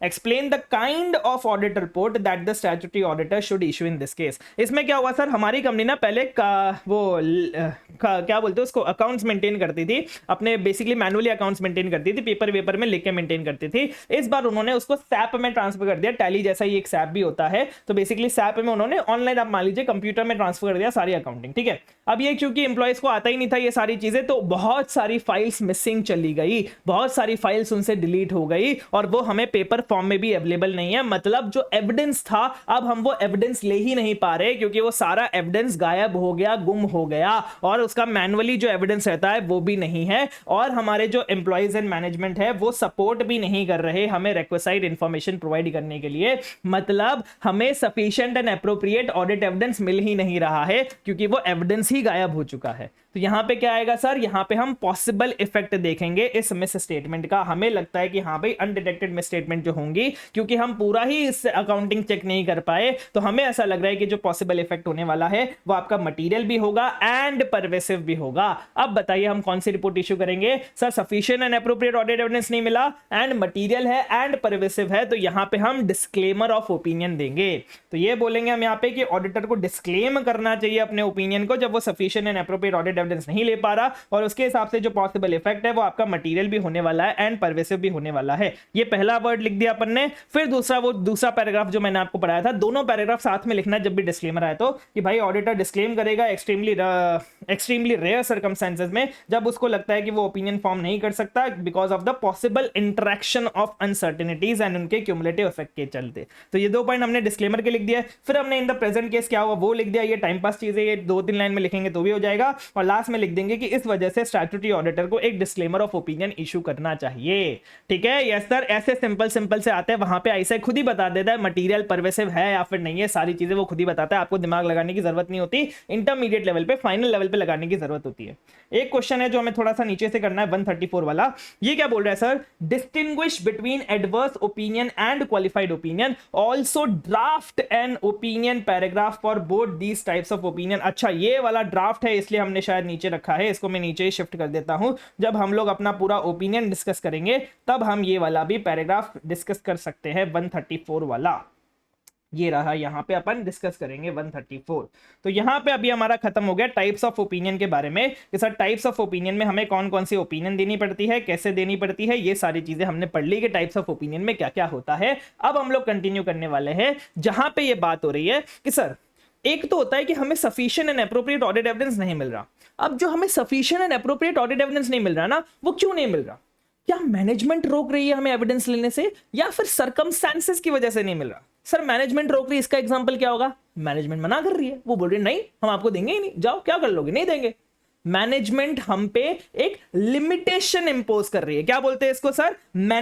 Sorry क्या बोलते हैं, इधर आ जा भाई, हो जा। Yes, तो ये यहां पे हम इसको क्या बोलते हैं? यहां पे हम इसको बोलते हैं मैनेजमेंट इंपोज्ड लिमिटेशन, कि मैनेजमेंट ने हम पे लिमिटेशन लगा रखी है। इस लिमिटेशन की वजह से हमें sufficient and appropriate audit evidence नहीं मिल रहा। ये इसका एक पर्टिकुलर केस हो गया कि मैनेजमेंट हमें मना कर रही है, साफ साफ मना कर रही है, नहीं दूंगी, जाओ क्या कर लोगे। दूसरा होता है कि सर्कमस्टेंसेस की वजह से हमें sufficient and appropriate audit evidence नहीं मिल रहा। सर्कमस्टेंसेस मतलब क्या? जैसे मैंने आपको अभी बताया कि सर मैनुअल पहले हम कर रहे थे हमारी अकाउंटिंग, अब हमने कंप्यूटराइज में शिफ्ट हो गया। अब वो कंप्यूटराइज में शिफ्ट होते होते उनके फाइल्स डिलीट हो गए, तो मैनेजमेंट अगर हमें देना भी चाह रही होगी तो भी नहीं दे पा रही होगी। तो this is not a management impose limitation, ये मैनेजमेंट की गलती की वजह से, मतलब कुछ भी जो भी उन्होंने ट्रांसफर कर रहे थे वो नौ सीखे थे, उनको पता नहीं था, तो उस वजह से हो गया। या फिर जैसा मैंने आपको बताया फायर हो गया, अर्थक्वेक हो गया, सुनामी हो गई, तो सर अब मैनेजमेंट इसमें क्या करे भाई, गया तो गया, रिकॉर्ड्स गए तो गए, तो ये मैनेजमेंट इंपोज नहीं है। तो हम यहां पे स्पेसिफिकली बात करेंगे उन सिचुएशंस की, उन लिमिटेशंस की। मैनेजमेंट मुझे लिमिट कर रही है, मेरे प्रोसीजर्स को लिमिट कर रही है, मुझे अच्छे से काम नहीं करने दे रही है। तो यहां पे हम बात करने वाले हैं मैनेजमेंट इंपोज लिमिटेशन की, कि मैनेजमेंट में मुझ पे लिमिटेशन इंपोज किया है, जानबूझ के इंपोज किया है, जिससे मुझे sufficient and appropriate audit evidence नहीं मिल रहा। अब ये लिमिटेशन अगर पहले इंपोज किया होता ना तो भी चल जाता। पहले मतलब क्या, जब मैंने ऑडिट एक्सेप्ट ही नहीं किया था, अगर तब किया होता ना तब तो मैं ऑडिट एक्सेप्ट ही नहीं करता। लेकिन उन्होंने ना बाद में किया, मेरे ऑडिट एक्सेप्ट करने के बाद में, मतलब वो साइन वाइन करते हैं ना, एंगेजमेंट लेटर, ये सारी चीजें बनाते हैं, उसके बाद उन्होंने बताया कि भाई मैं इन्वेंटरी चेक नहीं कर सकता, मैं सेल्स चेक नहीं कर सकता, या फिर जो भी चेक नहीं कर सकता। तो मतलब मेरे ऑडिट एक्सेप्ट करने के बाद मैनेजमेंट ने मुझ पे लिमिटेशन लगाया कि भाई मैं sufficient and appropriate audit evidence नहीं ले पा रहा हूं। अब बताइए इस पर्टिकुलर सिचुएशन में मुझे क्या करना चाहिए? तो सर अगर ऐसा हो रहा है तो हम क्या करेंगे? क्या हम मैनेजमेंट को डांट सकते हैं, फटकार सकते हैं, उनको बंदी बना सकते हैं, बोलेंगे हम तो दरवाजा तोड़ेंगे ही? लेकिन हम ऐसा नहीं कर सकते। अनफॉर्चुनेटली हम ऑडिटर है, तो हम क्या कर सकते हैं सर? हाथ जोड़ सकते हैं, उनके सामने हाथ जोड़ के भीख मांग सकते हैं कि प्लीज विक्की प्लीज मुझे लिमिटेशन मत लगाओ मेरे पे, विक्की प्लीज लिमिटेशन मत लगाओ। आपको लग सकता है कि मैं ओवर एक्टिंग कर रहा हूँ, बट एक्चुअली में ऐसा ही होता है, मतलब एक्चुअली नॉट लिटरली, बट हाँ हम उनको रिक्वेस्ट करते हैं। बेसिकली हम उनको रिक्वेस्ट कर सकते हैं, ऐसे खुद स्टैंडर्ड्स में ही लिखता है कि भाई हमें रिक्वेस्ट करनी है, तो हम रिक्वेस्ट करते हैं उनसे कि प्लीज आप रिमूव कर दीजिए इस लिमिटेशन को, प्लीज हमें काम करने दीजिए। तो अगर वो मैनेजमेंट हाँ कर देता है कि ठीक है भाई लिमिटेशन रिमूव कर देते हैं, तो फिर बढ़िया, फिर तो नॉर्मल जैसे ऑडिट होता है वैसे ऑडिट होता जाएगा। दिक्कत तब आएगी ना जब मैनेजमेंट रिफ्यूज कर रहा है, जब मैनेजमेंट बोल रहा है कि मैं तो लिमिटेशन रिमूव नहीं करने वाला। तो क्या होगा सर? अगर कोई बच्चा बात नहीं मान रहा है तो फिर हमारे जो नेबर होते हैं वो कहां जाते हैं, हमारे पेरेंट्स के पास जाते हैं, सब स्पेशली हमारे पापा के पास जाते हैं कि समझाओ आपके बेटे को, हमारी बात नहीं मान रहा है। तो वैसे ही अगर मैनेजमेंट हमारी बात नहीं मानेगा तो हम किसके पास जाएंगे सर, उनके पापा के पास जाएंगे। उनके पापा कौन होते हैं यहाँ पे, दोस्त चार्ज विद गवर्नेंस, जो उसके ऊपर board of director, audit committee, जो बड़े बड़े लोग हैं उनके पास हम जाएंगे, उनको कम्युनिकेट करेंगे कि समझा लो अपने मैनेजमेंट को, ये हमें sufficient and appropriate audit evidence नहीं लेने दे रहा है। ठीक है, यस सर। अब यहां पे क्या हुआ, मैनेजमेंट तो फिर भी मना कर रहा है, टीसीडब्ल्यूजी को कम्युनिकेट कर दिया, लेकिन टीसीडब्ल्यूजी भी हमारी हेल्प नहीं कर रहे क्योंकि वो भी शायद मिले हुए होंगे, उनको पता है कि भाई यहां पे गड़बड़ है, ये मैंने चेक कर लिया तो मेरे को गड़बड़ पता चल जाएगी। तो अब मैं क्या करूंगा, मैं कोशिश करूंगा कि सपोज मैं सोच रहा था कि इन्वेंट्री के लिए मुझे क्या करना है, उनके फैक्ट्री में जाके वो इन्वेंट्री को चेक करना है कि भाई उन्होंने जो 10 लाख रुपए की इन्वेंट्री दिखा रखी है अपने फाइनेंशियल स्टेटमेंट्स में, वो 10 लाख रुपए की एक्चुअली में उनके पास इन्वेंट्री है कि नहीं है। तो मुझे वहां पे जाके चेक करना था, वो मुझे फैक्ट्री में एक्सेस नहीं दे रहे। तो बेसिकली मैं क्या करना चाह रहा था, मैं इन्वेंट्री का एक फिजिकल वेरिफिकेशन करना चाह रहा था, मैं फिजिकली जाना चाह रहा था वहां पे और उसको वेरीफाई करना चाह रहा था। अब मैं क्या सोच रहा हूं कि अच्छा वो लोग मुझे मिलने नहीं दे रहे ना, मतलब वो लोग मुझे फैक्ट्री में घुसने नहीं दे रहे। मैं क्या करता हूं, इन्वेंट्री है, इन्वेंट्री कब होती है, इन्वेंट्री एक बैलेंस शीट का आइटम है, एसेट का आइटम है। इन्वेंट्री कब होती है सर, आपके 31 मार्च की होती है, मतलब वो एज ऑन 31 मार्च प्रेजेंट होती है। अब जो inventory as on 31 March present होगी वो बाद में कभी ना कभी तो बिकी होगी ना। मेरा आपको पता है ना, मैंने बताया था ऑडिट हमारा कब होता है सर, फाइनेंशियल ईयर के बाद होता है, मोस्टली 2 महीने में हमारा खत्म करना होता है, प्राइवेट कंपनियों तो 6-6 महीने में भी खत्म होगा तो भी चलता है। तो सर 31 मार्च के बाद हो सकता है आपकी इन्वेंट्री बिकी हो। अब इन्वेंट्री बिकेगी तो आपके पास पैसे आएंगे, आप अपना सेल्स इनवॉइस क्रिएट करेंगे, आपका जो गुड्स आउटवर्ड रजिस्टर में आपको इसकी एंट्री हो जाएगी कि आपका गुड्स बाहर गया है, आपकी इन्वेंट्री बाहर गई है। तो हम क्या करेंगे, हम इस 31 मार्च के बाद आपके जितने सेल्स वाली इनवॉइसेज है, जितना भी आपका बैंक स्टेटमेंट में रिसीट्स हुआ है, पैसा मिला है आपको, जितना भी आपका गुड्स आउटवर्ड रजिस्टर के थ्रू बाहर गया है, ये सारे प्रोसीजर्स लगा के, ये सारी चीजें चेक करके हम आइडिया लगाने की कोशिश करेंगे कि 31 मार्च को आपकी कितनी इन्वेंट्री रहती थी। मतलब ये बोल रहा है कि सर अगर मैनेजमेंट मना भी कर रहा है ना, अगर मैनेजमेंट हम पे लिमिटेशन डाल भी रहा है ना, तो भी हमें अलग अलग चीजों के लिए सोचना पड़ेगा। हमारा दिमाग हमेशा खुला होना चाहिए कि अगर मैं ये प्रोसीजर नहीं कर पा रहा तो इसके अलावा मुझे कौन सा प्रोसीजर करना चाहिए जिससे मुझे कंफर्ट मिल सकता है, जिससे मुझे sufficient and appropriate audit evidence मिल सकता है। और ऐसे प्रोसीजर को बोला जाता है अल्टरनेटिव प्रोसीजर। क्या बोला जाता है सर, अल्टरनेटिव, कि भाई ये नहीं हो रहा तो ये कर लो, ये नहीं हो रहा तो ये कर लो, इसको हम क्या बोलते हैं, अल्टरनेटिव प्रोसीजर। तो अगर मैनेजमेंट हमें ये प्रोसीजर करने नहीं दे रहा तो हम अल्टरनेटिव प्रोसीजर करने की कोशिश करेंगे। मैंने जैसे आपको एक एग्जांपल दिया था इन्वेंट्री का, कि अगर इन्वेंट्री का एविडेंस नहीं मिल रहा तो ऐसे आप अल्टरनेटिव प्रोसीजर कर सकते हैं। वैसे हर एक चीज का अपना अपना अल्टरनेटिव प्रोसीजर हो सकता है, अभी आपको उस पर डिटेल में जाने की जरूरत नहीं है, ये तो बस आपको समझाने के लिए था कि अल्टरनेटिव प्रोसीजर किसको बोलते हैं। तो मैंने क्या बोला सर, मैनेजमेंट ने अगर इंपोज कर दी लिमिटेशन तो मैं उससे रिक्वेस्ट करूंगा, अगर वो रिक्वेस्ट नहीं मान रहा है, अगर वो रिफ्यूज कर रहा है तो मैं उसके पापा के पास चला जाऊंगा और अल्टरनेटिव प्रोसीजर्स करके relevant and reliable audit evidence लेने की कोशिश करूंगा, मतलब basically sufficient and appropriate audit evidence लेने की कोशिश करूंगा।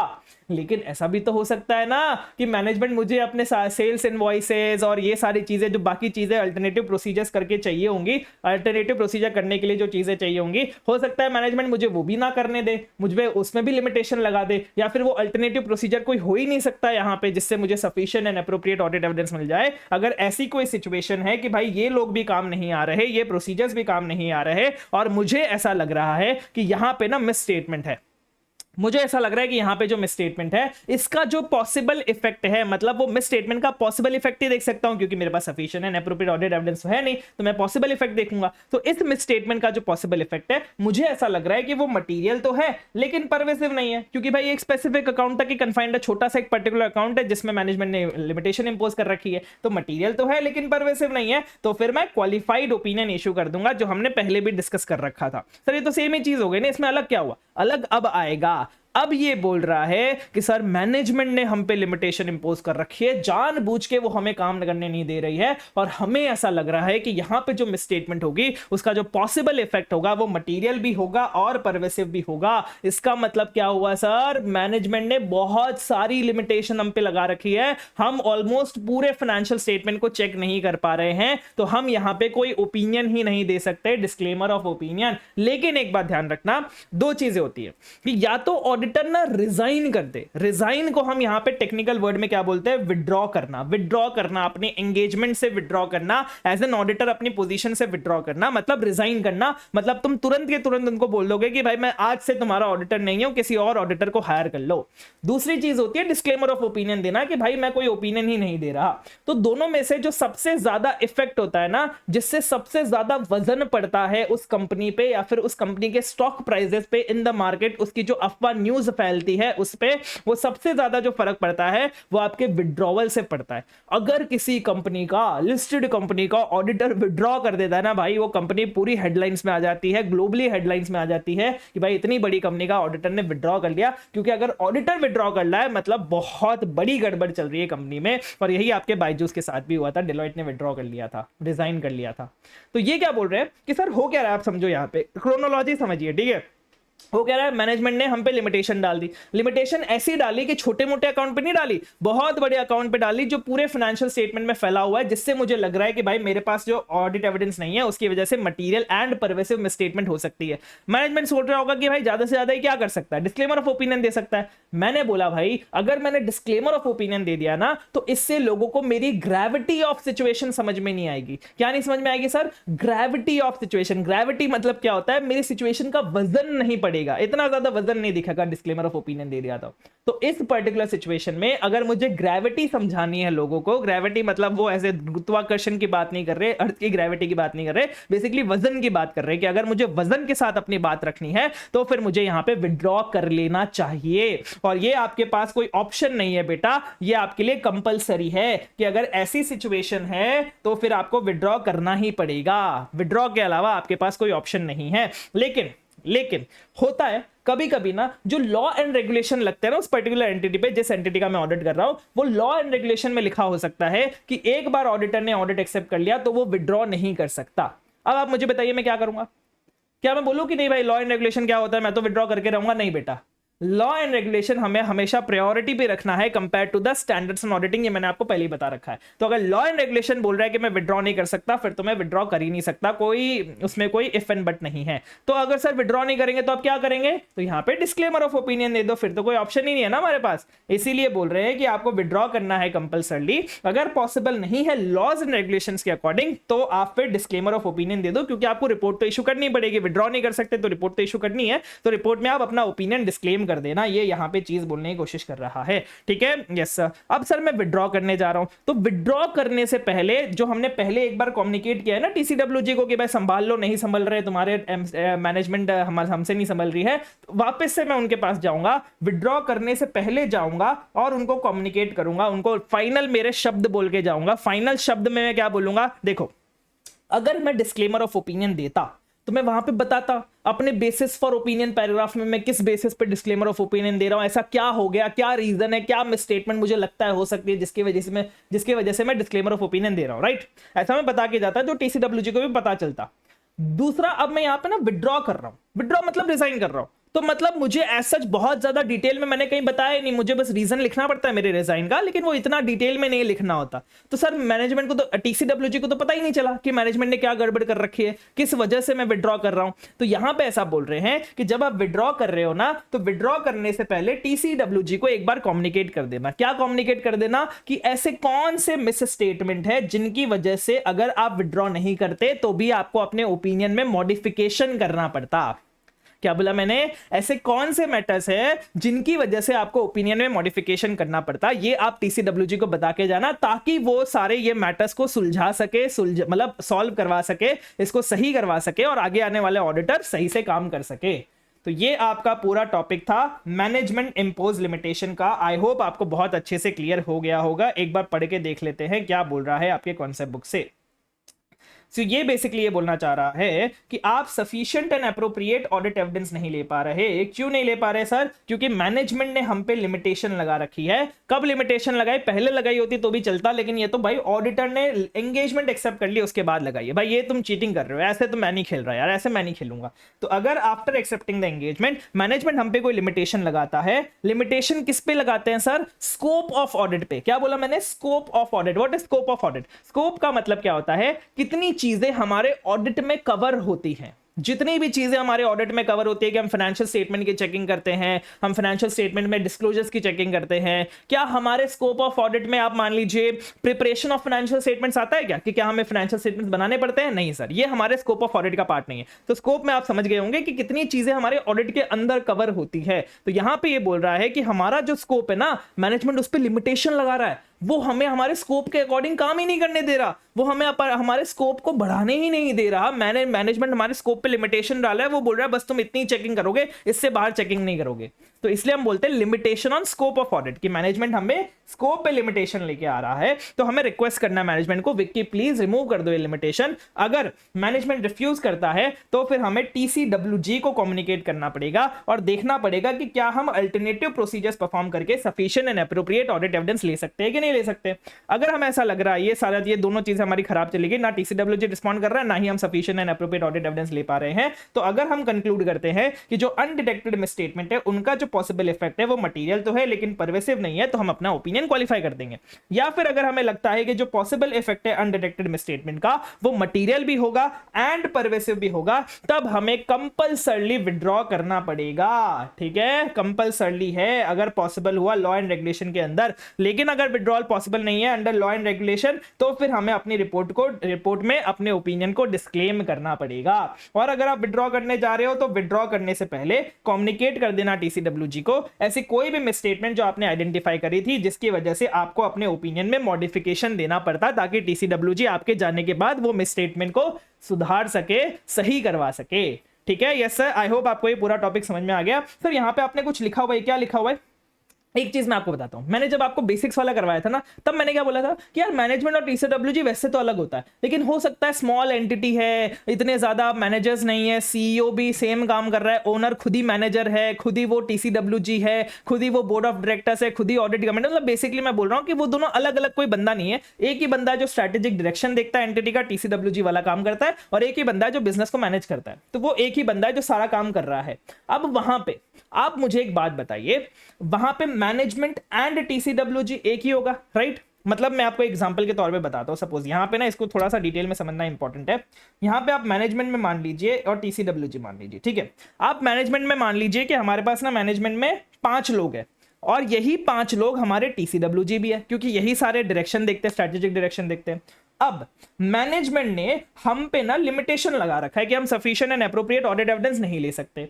अब अगर मैनेजमेंट में हम पे लिमिटेशन लगा रखा है और यही 5 लोग जो मैनेजमेंट में है वही सारे के सारे 5 लोग आपके TCWG में है, तो क्या मुझे TCWG को फिर बोलना पड़ेगा? TCWG को कम्युनिकेट करने की जरूरत है?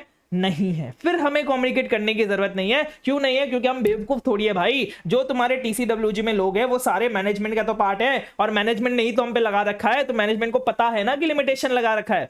TCWG को हम इसलिए बता रहे थे ताकि उनको पता रहे कि मैनेजमेंट ने लगा रखा है, अगर वो सुधार सके तो सुधार ले। अब यहाँ पे अगर ये दोनों लोग सेम ही है, सारे के सारे TCWG हमारे मैनेजिंग द एंटिटी में इन्वॉल्व है, तो उसको तो पता ही है कि यहाँ पे लिमिटेशन लगा हुआ है, तो फिर हमें ये कम्युनिकेट टू TCWG वाला हटाना पड़ेगा। ये कम्युनिकेट फिर हमें करने की जरूरत नहीं है। ऑब्वियसली अल्टरनेटिव प्रोसीजर तो फिर भी हमें परफॉर्म करने पड़ेंगे, लेकिन ये कम्युनिकेट करने की जरूरत नहीं है, क्योंकि हम बेवकूफ नहीं है भाई। दो बार के एक ही सेम इंसान को दो बार कम्युनिकेट करे ऐसा जरूरी नहीं है।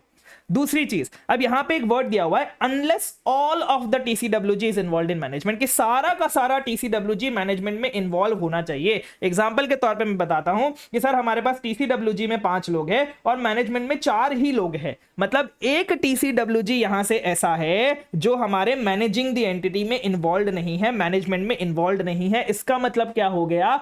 इसको तो पता नहीं होगा, 4 लोगों को पता होगा जो बाकी के 4 लोग हैं, लेकिन इसको पता नहीं होगा ना। तो अगर कोई एक भी TCWG हमारे मैनेजमेंट में इन्वॉल्व नहीं है, तो फिर हमें TCWG को कम्युनिकेट करना पड़ेगा अलग से, क्योंकि उसमें से एक TCWG एटलीस्ट ऐसा है जो मैनेजमेंट में नहीं है, जिसको ये सारी सिचुएशन के बारे में नहीं पता है।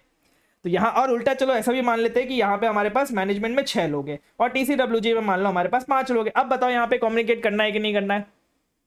नहीं करना है। क्यों नहीं करना है सर? क्योंकि ये 5 लोग तो सारे के सारे यहाँ पे है ही ना। 6 में 5 लोग है, 1 लोग और एक्स्ट्रा है, तो मैनेजमेंट में कितने भी लोग हैं हमें क्या फर्क पड़ता है? हमें सिर्फ ये चेक करना है कि सारे के सारे TCWG मैनेजमेंट में इन्वॉल्व हैं या फिर नहीं है। अब मैनेजमेंट उससे ज्यादा भी हो तो भी कोई फर्क नहीं पड़ता। अगर सारे के सारे टीसीडब्ल्यूजी मैनेजमेंट में इन्वॉल्व है तो टीसीडब्ल्यूजी को अलग से कम्युनिकेट नहीं करना। ये मैंने आपको ज्यादा डिटेल में इसलिए बता दिया क्योंकि ये आपके हर जगह अप्लाई होगा। जहां पे भी हम पूरे स्टैंडर्ड्स एंड ऑडिटिंग में कहीं पे भी अगर हम ऐसा पढ़ने वाले हैं ना कि हमें कम्युनिकेट करना है टीसीडब्ल्यूजी को, तो सबसे पहले मुझे यही चेक करना पड़ेगा कि क्या सारे के सारे टीसीडब्ल्यूजी मैनेजमेंट में इन्वॉल्व है या फिर नहीं है। अगर सारे के सारे टीसीडब्ल्यूजी मैनेजमेंट में इन्वॉल्व है तो फिर हमें अलग से कम्युनिकेट करने की जरूरत नहीं है। और अगर एक भी टीसीडब्ल्यूजी है जो मैनेजमेंट में इन्वॉल्व नहीं है तो फिर हमें टीसीडब्ल्यूजी को कम्युनिकेट करना पड़ेगा। ठीक है, यस सर, ये सब पे अप्लाई होगा जहां पे भी टीसीडब्ल्यूजी को कम्युनिकेट करने की बात आ जाती है। ठीक है, यस सर, बहुत अच्छे से मैंने आपको एक्सप्लेन कर दिया। अब 4 क्वेश्चन हम लोग करते हैं 130 से 133। क्या बोला है सर? 130 ये बोल रहा है, सीए सरस भाई Patel while conducting the audit of an entity feels that there is an atmosphere of non-cooperation all around. He has not been provided with necessary support for attending inventory count process of the entity as at year end. Besides, CFO is not providing him present addresses of the customers as well as suppliers for sending external confirmations. Mail IDs have not been provided on the pretext of business confidentiality. He was not able to verify revenues of the entity due to lack of complete details. For verifying expenses, he has been asking for bills on sample basis, but staff has been making lame excuses. The matter was brought to the knowledge of higher echelons of management but of no avail. The auditor feels that there could be a misstatement and their possible effect could be material and affecting many aspects of the financial statements. Assuming it is not possible to withdraw from the engagement, what type of opinion should be expressed by the auditor? यहां पे क्या हो रहा है sir? यहां पे ये हो रहा है कि जब हम ऑडिट कर रहे थे तब हमें पता चला कि भाई कोई हमसे कोऑपरेट ही नहीं कर रहा, हमें कोई नेसेसरी सपोर्ट ही नहीं मिल रहा इन्वेंट्री काउंट करने के लिए, इन्वेंट्री फिजिकल वेरिफिकेशन करने के लिए। सीएफओ हमें एड्रेसेस नहीं दे रहा उनके कस्टमर सप्लायर के, हमें ईमेल एड्रेस नहीं मिल रहा, हम वेरीफाई रेवेन्यू को भी वेरीफाई नहीं कर पा रहे क्योंकि वो कंप्लीट डिटेल्स नहीं दे रहे। एक्सपेंसेस के लिए हम उनसे डिटेल्स मांग रहे हैं तो वो कोई सैंपल बेसिस पे हमें भेज भी नहीं रहे, कुछ भी चीज नहीं दे रहे। सो बेसिकली मुझे अब मैंने क्या किया, मैंने हायर एक्सेलेंस ऑफ मैनेजमेंट के पास चला गया। सर ये हायर एक्सेलेंस क्या लिखा हुआ है मैनेजमेंट का? बेसिकली टीसीडब्ल्यूजी की बात कर रहे हैं कि मैं टीसीडब्ल्यूजी के पास भी गया था लेकिन वहां से मुझे कोई फायदा नहीं हुआ, टीसीडब्ल्यूजी भी मेरी मदद नहीं कर रहा है। तो अब इन सब चीजों की वजह से ना ऑडिटर को ऐसा लगता है कि इसमें जो मिसस्टेटमेंट्स होंगे ना उनका जो इफेक्ट होने वाला है, पॉसिबल इफेक्ट होने वाला है, वो मटेरियल भी होगा एंड साथ ही साथ वो फाइनेंशियल स्टेटमेंट के बहुत सारे एस्पेक्ट्स को इफेक्ट कर रहा होगा। यहां पे इन्होंने डायरेक्टली नहीं बोला कि परवेसिव होगा, इन्होंने ये बोल दिया कि बहुत सारी चीजों को इफेक्ट करेगा। तो मतलब हम समझ गए कि ये फैला हुआ होगा, मतलब ये परवेसिव होगा। तो मटीरियल भी होगा एंड परवेसिव भी होगा। फिर ये लोग बोल रहे हैं कि अज्यूम करिए यहां पे ऑडिटर का विड्रॉ करना पॉसिबल नहीं है, क्योंकि सर आप वहीं पे जाते हैं ना डायरेक्टली कि मैनेजमेंट ने इंपोज कर रखी है इतनी सारी लिमिटेशन, मैनेजमेंट हमें इंफॉर्मेशन नहीं दे रहा है, sufficient and appropriate audit evidence हमें नहीं मिल रहा है और हमें लग रहा है कि भाई मटेरियल भी है, परवेसिव भी है, तो विड्रॉ कर लेंगे। वो पहले ही बता देता है कि भाई विड्रॉ नहीं कर सकते। अब बताइए कौन सा ओपिनियन इशू करेंगे? अगर आप विड्रॉ नहीं कर सकते तो डिस्क्लेमर ऑफ ओपिनियन करेंगे। तो यहां पे हमने इन द गिवन केस क्या हुआ वो हमने बता दिया। तो सर इस सर्कमस्टेंसेस में हम डिस्क्लेमर ऑफ ओपिनियन इशू करेंगे एज पर SS 5705। नेक्स्ट क्या बोल रहा है? Mrs Daisy and associates are the statutory auditors of Zebra limited for the financial year 21-22। CA Daisy, the engagement partner, wants to verify the cash in hand has on 31st March 2022. The cash balance of the company as on 31st March is 1 lakh and the turnover of the company for the year is 6 crore.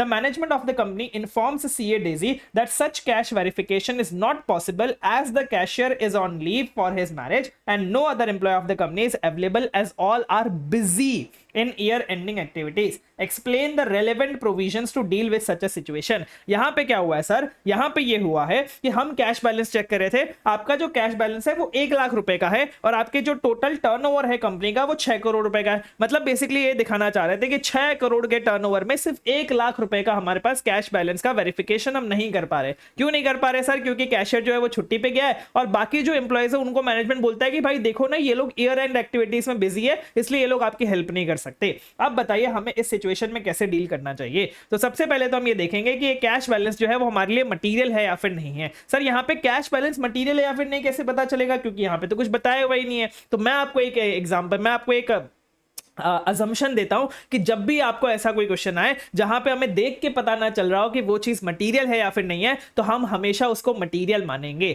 Pervasive नहीं मान सकते। Pervasive के लिए हमें और भी चीजें check करनी पड़ेगी, हमारे पास ऐसे सिचुएशंस होनी चाहिए परवेसिव चेक करने के लिए, लेकिन हम उसको एटलीस्ट मटेरियल तो मानेंगे ही मानेंगे। और यहां पे आप देख के बता सकते हैं कि भाई टर्नओवर अगर 6 करोड़ का है और कैश बैलेंस अगर 1 लाख रुपए का है तो ये परवेसिव नहीं है। लेकिन सर मटेरियल है कि नहीं है वो कैसे पता चलेगा? तो वो हम अजम्पशन के बेसिस पे उसको हमेशा मटेरियल ही मानते हैं जो भी चीज आपके क्वेश्चन में दी होती है और ये अजम्पशन हर बार आपकी वर्क करेगी। तो हर बार हम उसको मटेरियल मानेंगे, लेकिन परवेसिव के लिए हम चेक कर लेंगे क्या चीज हमें इंफॉर्मेशन दी हुई है उस हिसाब से। ठीक है, यस सर। तो यहां पे क्या हुआ है, यहां पे सर मैनेजमेंट हमें इंपोज कर रहा है लिमिटेशन। सर यहां पे कैसे पता चला मैनेजमेंट ने इंपोज करी लिमिटेशन? क्योंकि मैनेजमेंट चाहता तो किसी और एम्प्लॉय को बोल सकता था कि भाई आप इनकी हेल्प कर दो, लेकिन वो बोल रहा है कि बाकी सारे एम्प्लॉय बिजी है, मतलब मैनेजमेंट हमारी हेल्प नहीं करना चाह रहा, मैनेजमेंट हमारे काम में बाधा डाल रहा है। पहले तो उन्होंने कैशियर को छुट्टी पे भेज दिया उसकी मैरिज की वजह से, और बाकी किसी एम्प्लॉय को भी नहीं बोल रहा हमारी हेल्प करने के लिए, इसलिए यहां पे मैनेजमेंट ने लिमिटेशन इंपोज कर रखी है। मतलब एक चीज आपको समझनी पड़ेगी कि जब भी आपको ऐसा कोई क्वेश्चन दिख जाए जहां पे हमें sufficient and appropriate audit evidence नहीं मिल रहा है, तो वहां पे सबसे पहले आपको यह सोचना पड़ेगा कि क्या ये मैनेजमेंट इंपोज लिमिटेशन है या फिर नहीं है।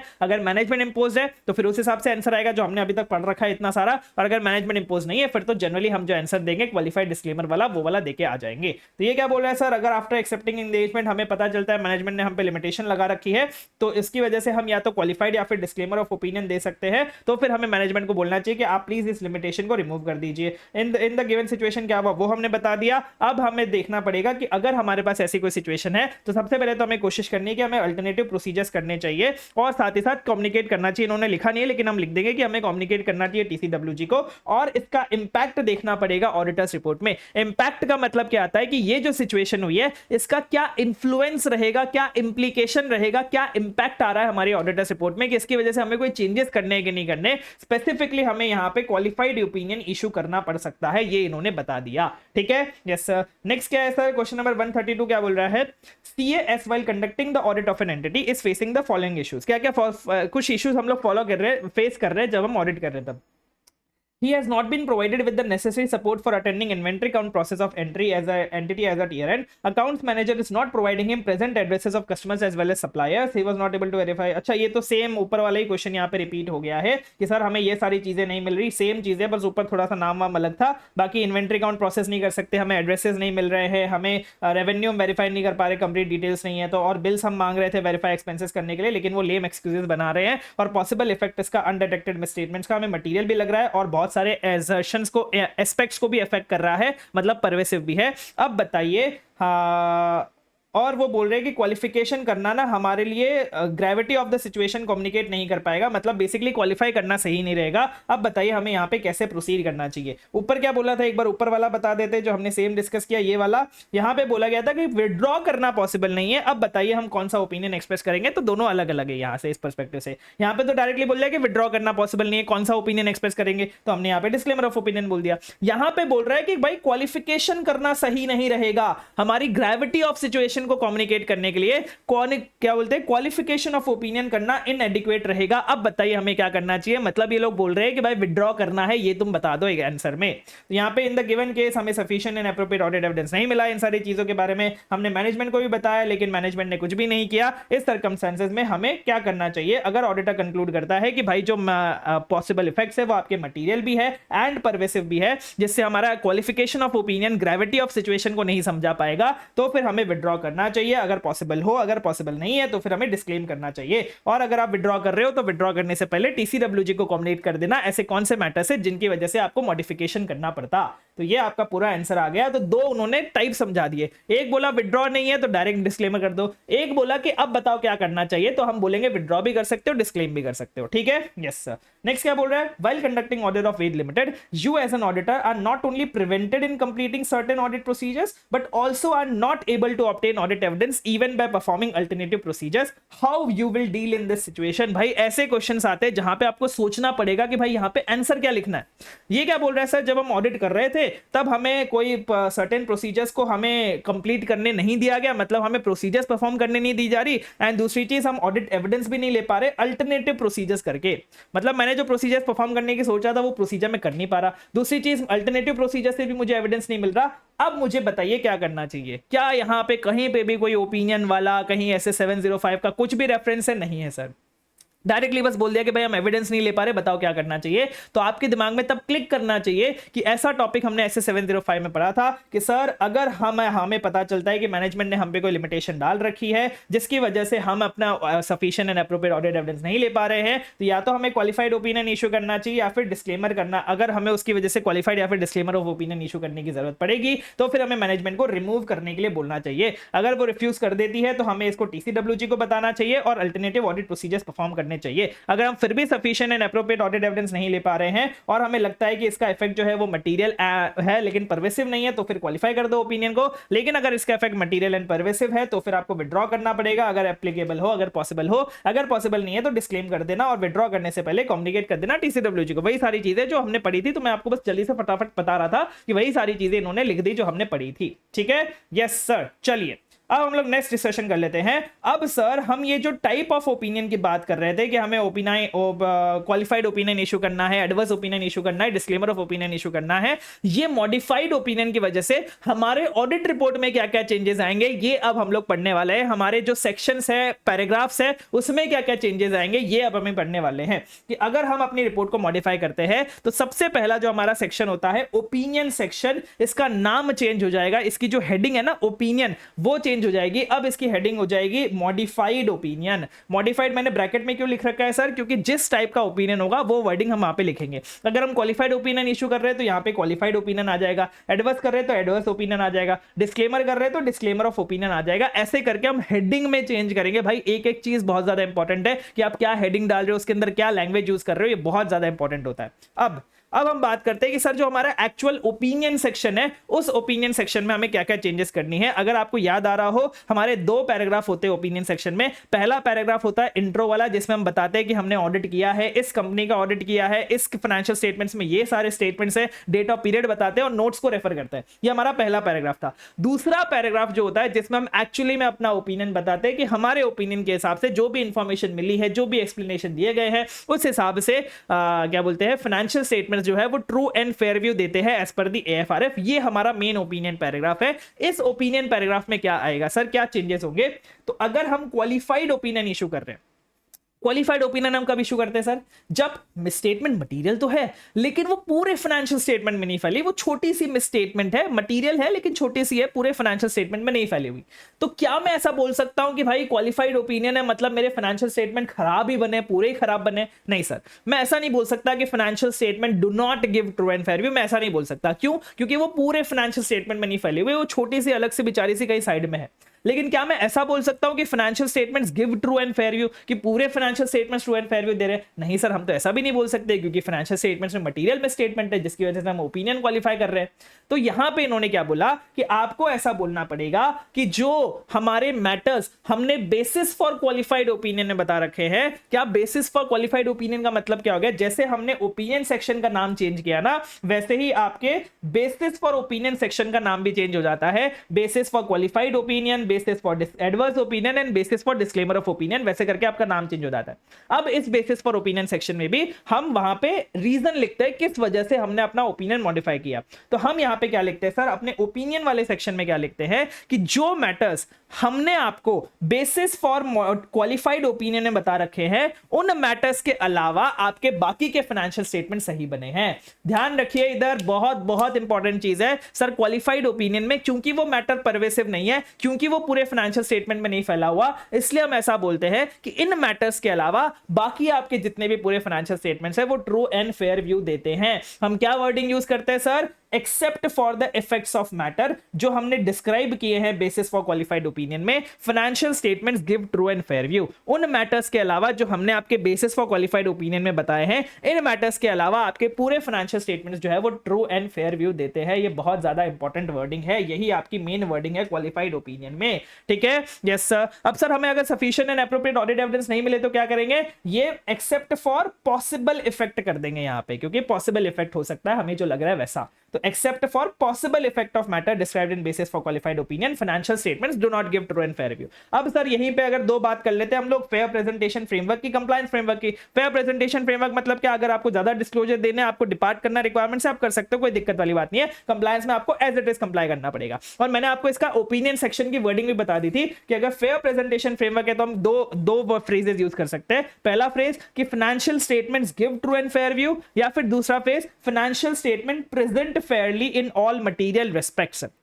मोटा मोटा फाइनेंशियल स्टेटमेंट्स फेयरली प्रेजेंट करते हैं। और वहीं अगर कंप्लायंस फ्रेमवर्क की बात करें तो मैंने आपको बता दिया था कि financial statements are prepared in all material respects as per AFRF, ऐसा हम कंप्लायंस फ्रेमवर्क में मेंशन करके चलते हैं। ठीक है, यस सर, तो वही सेम चीज आ जाएगी कि भाई क्वालिफाइड ओपिनियन है, फेयर प्रेजेंटेशन फ्रेमवर्क है, तो हम ऐसा लिखेंगे accept for the effects of matter, जो हमने आपको बेसिस फॉर क्वालिफाइड ओपिनियन में बताए हैं। फाइनेंशियल स्टेटमेंट्स जो है give true and fair view, financial statements are presented fairly in all material respects, जो भी आपको यूज करना हो आप यूज कर सकते हो। ठीक है, यस सर, तो ये था क्वालिफाइड ओपिनियन की वजह से सिर्फ ये एक लाइन हमारी ऐड हो जाती है। दूसरी चीज मैं आपको बोला था सर, सपोज एडवर्स ओपिनियन है। एडवर्स ओपिनियन हम कब देते हैं सर, जब मटेरियल भी है और परवेसिव भी है, मतलब पूरे फाइनेंशियल स्टेटमेंट में फैला हुआ है। तो मतलब क्या मैं ऐसा यहां पे बोल सकता हूं कि हाँ भाई, बेसिस फॉर एडवर्स ओपिनियन में जो मैंने मैटर्स बताए हैं उनके अलावा पूरे फाइनेंशियल स्टेटमेंट सही बने हैं, क्या मैं ऐसा बोल सकता हूं? नहीं बोल सकता। क्यों नहीं बोल सकता सर? क्योंकि यहां पे पूरे फाइनेंशियल स्टेटमेंट गलत बने, क्योंकि परवेसिव है उनका इफेक्ट है, इसीलिए तो हमने एडवर्स ओपिनियन दिया है ना भाई। तो हम यहां पे ऐसा नहीं बोल सकते कि financial statements give true and fair view. हमें यहां पे ये बोलना पड़ेगा कि financial statements do not give true and fair view. अब sir financial statements do not give true and fair view, इसका क्या लिखेंगे, एग्जैक्ट वर्डिंग क्या लिखेंगे? हम ये लिखेंगे कि हमारे ओपिनियन के हिसाब से and according to the information and the explanations that have been provided to us because of the significance of matter, जो हमने डिस्क्राइब किया है basis for adverse opinion section में, financial statements do not give true and fair view. क्या बोला मैंने? Because of the significance of matter. Significance मतलब क्या? इंपॉर्टेंस, कि भाई जो मैटर मैंने आपके basis for adverse opinion section में बता रखा है वो मैटर इतना बड़ा है, इतना इंपॉर्टेंट है कि उसकी वजह से मुझे ये ओपिनियन बनाना पड़ रहा है कि financial statements true and fair view नहीं देते हैं। ध्यान रखना ये डिफरेंस है क्वालिफाइड और एडवर्स ओपिनियन में, कि सर क्वालिफाइड में हम ऐसा बोलते हैं कि accept for the matter described in qualified basis for qualified opinion बाकी के financial statements true and fair view देते हैं, बल्कि एडवर्स ओपिनियन में हम ऐसा बोलते हैं कि क्योंकि because of the significance of matter, जो हमने आपको basis for adverse opinion section में बता रखे हैं, हमारे financial statements true and fair view नहीं देते हैं। तो ये आपका डिफरेंस है बिकॉज ऑफ द परवेसिवनेस। यहां पे परवेसिव है इसलिए हम बोलते हैं कि पूरे फाइनेंशियल स्टेटमेंट खराब है, यहां पे क्वालिफाइड मतलब यहां पे परवेसिव नहीं है इसलिए हम बोलते हैं कि उनके अलावा बाकी पूरे फाइनेंशियल स्टेटमेंट सही बने हैं। ये मैं आपको वर्डिंग भी दिखाऊंगा, आप टेंशन मत लीजिए, हम एकदम क्या बोलते हैं एग्जाम्पल में मैं आपको वर्डिंग भी दिखाने वाला हूं ताकि आपको पता चले कि कैसी वर्डिंग यूज होती है। ठीक है, ये हमारा दूसरा था। अब हम तीसरे की बात करते हैं, डिस्क्लेमर ऑफ ओपिनियन की बात करते हैं। डिस्क्लेमर ऑफ ओपिनियन मतलब क्या होता है कि हम कोई ओपिनियन ही नहीं दे रहे हैं, हमें कोई sufficient and appropriate audit evidence मिला ही नहीं, तो हम कैसे ओपिनियन दे देंगे? हम क्या बोलेंगे ओपिनियन में? कुछ नहीं बोलेंगे भाई। हम यहां पे क्या करेंगे सर, सबसे पहली चीज आपका जो वो इंट्रो पैराग्राफ जो हमारा ओपिनियन सेक्शन है ना, उसमें हम क्या लिखेंगे कि सर पहली बात तो हम आपको कोई ओपिनियन नहीं दे रहे। हम ओपिनियन क्यों नहीं दे सकते सर? क्योंकि हमें sufficient and appropriate audit evidence नहीं मिला है।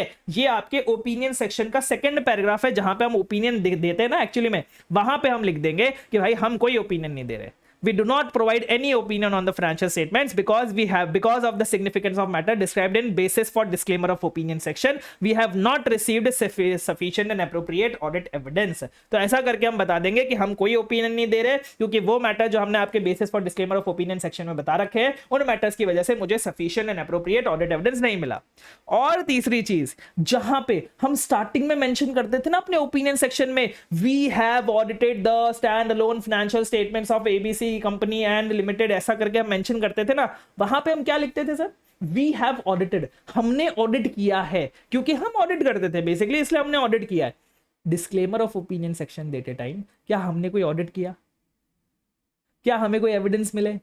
क्या हम कोई ओपिनियन बना रहे? नहीं सर, मतलब हमने ऑडिट पूरा ही नहीं किया ना भाई। शुरू किया था, उन्होंने हमें एंगेज किया था एज एन ऑडिटर, लेकिन हम ऑडिट खत्म नहीं कर पाए, तो क्या हम ऐसा लिख सकते हैं वी हैव ऑडिटेड? नहीं सर। तो वहां पे हमें वो वर्डिंग चेंज करनी पड़ेगी और उसको लिखना पड़ेगा we were engaged to audit the financial statements. हमें एंगेज किया गया था ऑडिट करने के लिए, हम कर नहीं पाए ऑडिट क्योंकि हमें sufficient and appropriate audit evidence नहीं मिला। तो क्या लिखेंगे सर?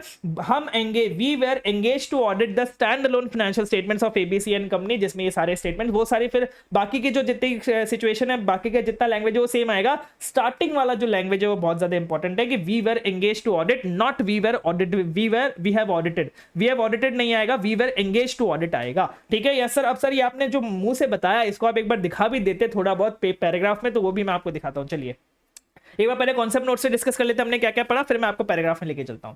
तो यहां पे हम बात कर रहे हैं कि हमारा जो रिपोर्ट है उसका जो फॉर्म एंड कंटेंट है वो कैसे चेंज हो जाएगा जब हम मॉडिफाइड ओपिनियन इशू कर रहे हैं। उसमें हम सबसे पहले बात कर रहे हैं ओपिनियन सेक्शन की, फिर हम बेसिस फॉर ओपिनियन वाले सेक्शन की बात करेंगे। तो ऑडिटर्स ओपिनियन सेक्शन में जब हम मॉडिफाई कर रहे हैं अपने ओपिनियन को, तो हम उसमें वर्डिंग चेंज कर देंगे, उसका जो हेडिंग है वो चेंज कर देंगे, या तो क्वालिफाइड ओपिनियन इशू करेंगे, या तो एडवर्स ओपिनियन यूज करेंगे, या फिर डिस्क्लेमर ऑफ ओपिनियन यूज करेंगे।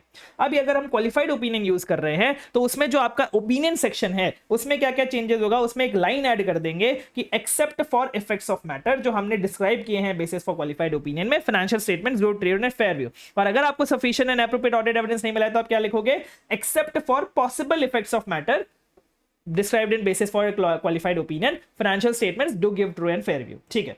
एडवर्स ओपिनियन की बात कर लेते हैं कि अगर आप एडवर्स ओपिनियन एक्सप्रेस कर रहे हो तो फिर आपको ये बोलना पड़ेगा because of the significance of matter, क्योंकि इतने वो जो मैटर मैंने आपको basis for adverse opinion section में बता रखे हैं उसका सिग्निफिकेंस इतना बड़ा है, उसकी इंपॉर्टेंस इतनी बड़ी है कि उसकी वजह से हमारे फाइनेंशियल स्टेटमेंट्स फेयरली प्रेजेंट नहीं करते, मतलब हमारे financial statements give true and fair view नहीं है, हमारे financial statements true and fair view नहीं देते, और कंप्लायंस फ्रेमवर्क के अकॉर्डिंग हमारे financial statements are not prepared in all material respects as per the AFR। ठीक है यस सर। और वहीं अगर मैं डिस्क्लेमर ऑफ ओपिनियन की बात करूं तो डिस्क्लेमर ऑफ ओपिनियन में क्या होगा सर? आपका जो मेन ओपिनियन वाला पैराग्राफ है, सेकंड पैराग्राफ, वहां पे हम क्या बोलेंगे कि हम कोई ओपिनियन एक्सप्रेस नहीं कर रहे। क्यों नहीं कर रहे सर? क्योंकि हमें कोई भी sufficient and appropriate audit evidence नहीं मिला था हमारा बेसिस फॉर ओपिनियन प्रोवाइड करने के लिए। एंड तीसरी चीज, जो हम स्टार्टिंग में स्टेटमेंट देते हैं ना कि हमने ऑडिट किया था फाइनेंशियल स्टेटमेंट्स को, उस स्टेटमेंट को हमें अमेंड करना पड़ेगा। अमेंड मतलब होता है चेंज करना पड़ेगा, और वहां पे लिखना पड़ेगा कि we were engage to audit the financial statements. हमें एंगेज किया था ऑडिट करने के लिए, हमने किया नहीं है। ठीक है यस सर। एक क्वेश्चन हमें देख लेते हैं एक बार, क्वेश्चन नंबर 134, फिर हम लोग आगे बढ़ते हैं। क्या बोल रहे हैं सर क्वेश्चन नंबर 134? ये बोल रहा है कि हमें डिस्टिंग्विश करना है adverse opinion and qualified opinion में, एंड ड्राफ्ट करना है एक ओपिनियन पैराग्राफ। ड्राफ्ट का मतलब क्या होता है? मैंने आपको बताया था कि आपको लिख के बताना पड़ेगा वो चीज कैसी आती है हमारी रिपोर्ट में। ये बोल रहा है सर क्वालिफाइड एडवर्स के बीच में डिस्टिंक्शन करना है, तो क्या करेंगे? उनका अपन क्या लिख देंगे सर? डेफिनेशन। तो ये बोल रहा है एडवर्स ओपिनियन तब देंगे जब हमें sufficient and appropriate audit evidence मिल चुका है कि जो मिस स्टेटमेंट है वो मटेरियल है एंड परवेसिव है। और हम क्वालिफाइड ओपिनियन तब देंगे जब हमें sufficient and appropriate audit evidence मिल चुका है कि जो मिस स्टेटमेंट है वो मटेरियल तो है लेकिन परवेसिव नहीं है। दूसरी चीज इन्होंने नहीं लिखी, दूसरी चीज हम फिर भी लिख सकते थे कि जब हमें sufficient and appropriate audit evidence नहीं मिला है और हमें ऐसा लगता है कि जो पॉसिबल इफेक्ट्स है वो मटेरियल है लेकिन परवेसिव नहीं है। ठीक है यस सर। अब यहाँ पे इन्होंने ड्राफ्ट करने के बोला। अब ये ड्राफ्ट आपके लिए इंपॉर्टेंट है। सबसे पहले हम क्वालिफाइड ओपिनियन पे आ जाते हैं। तो सबसे पहले हमारी 5 चीजें आ जाएंगी। 5 चीजें क्या है सर? हमने ऑडिट किया है, इस कंपनी का ऑडिट किया है, इसके फाइनेंशियल स्टेटमेंट्स में ये सारी चीजें आती है, हमने इस डेट ऑफ पीरियड का ऑडिट किया है, और हम रेफर कर देंगे हमारे notes to financial statements including significant accounting policies. तो ये 5 चीजें हमारे फर्स्ट पैराग्राफ में तो आ गई। अब दूसरा पैराग्राफ आता है जिसमें चेंज आएगा एक्चुअली में। ये क्या बोल रहा है? हमारे ओपिनियन में एंड जो भी इंफॉर्मेशन एंड एक्सप्लेनेशन जो हमें मिली है उसके हिसाब से ये वाली लाइन आपके लिए इंपॉर्टेंट है, except for the effects of matter described in basis for qualified opinion section of our report, aforesaid financial statement give true and fair view. कि भाई उन मैटर्स को छोड़ के जो हमने आपको बेसिस फॉर क्वालिफाइड ओपिनियन में बताए हैं, तो आपके बाकी के फाइनेंशियल स्टेटमेंट्स जो है वो ट्रू एंड फेयर व्यू देते हैं as per the Indian gap. ठीक है यस सर। ये आपका मेन चीज थी जो चेंज हुई थी। एडवर्स ओपिनियन में भी यही चीज चेंज होगी। पहली चीज तो आपकी 5 पॉइंट्स जो है हमेशा सेम ही रहेंगे कि हमने ऑडिट किया है हमने ऑडिट किया है इस कंपनी के फाइनेंशियल स्टेटमेंट्स को ऑडिट किया है, इसमें आपके ये सारी चीजें इंक्लूडेड रहती है, इस डेट और पीरियड का ऑडिट किया है, और रेफर कर देंगे हमारे नोट्स टू अकाउंट्स को। ठीक है यस सर। अब यहाँ पे जो चेंज आएगा, in our opinion and to the best of our information according to the explanation given to us, because of the significance of matter described in basis for opinion section, the accompanying financial statements do not give true and fair view. यहाँ पे आ जाएगा do not give true and fair view उन matters की वजह से जो हमने आपको basis for adverse opinion section में बता रखे हैं। सर यहाँ पे basis for adverse opinion section तो है ही नहीं, क्योंकि वो तो हमें मैं बनाने के लिए नहीं बोला भाई, जो चीज बनाने के लिए बोली जाएगी वही बनाएंगे ना, ऐसा थोड़ी है यहाँ पे बेसिस और एडवर्स ओपिनियन सेक्शन लिखा गया तो हमें वो भी बनाना पड़ेगा, ऐसा नहीं होता भाई, ठीक है। तो वहां पे बस हम बता रहे थे स्पेसिफिक तरीके से, एग्जांपल तरीके से तो क्या मेंशन करेंगे, ठीक है। यस सर, एक बार मैं आपको डिस्क्लेमर का ये बताना चाहूंगा, अगर मुझे मिल जाए तो मजा आ जाएगा। कहीं पे इन्होंने डिस्क्लेमर अच्छे से अगर लिख रखा हो, नहीं लिख रखा है, एक बार मैं आपको एग्जांपल ढूंढ के इसका बताता हूँ बढ़िया से।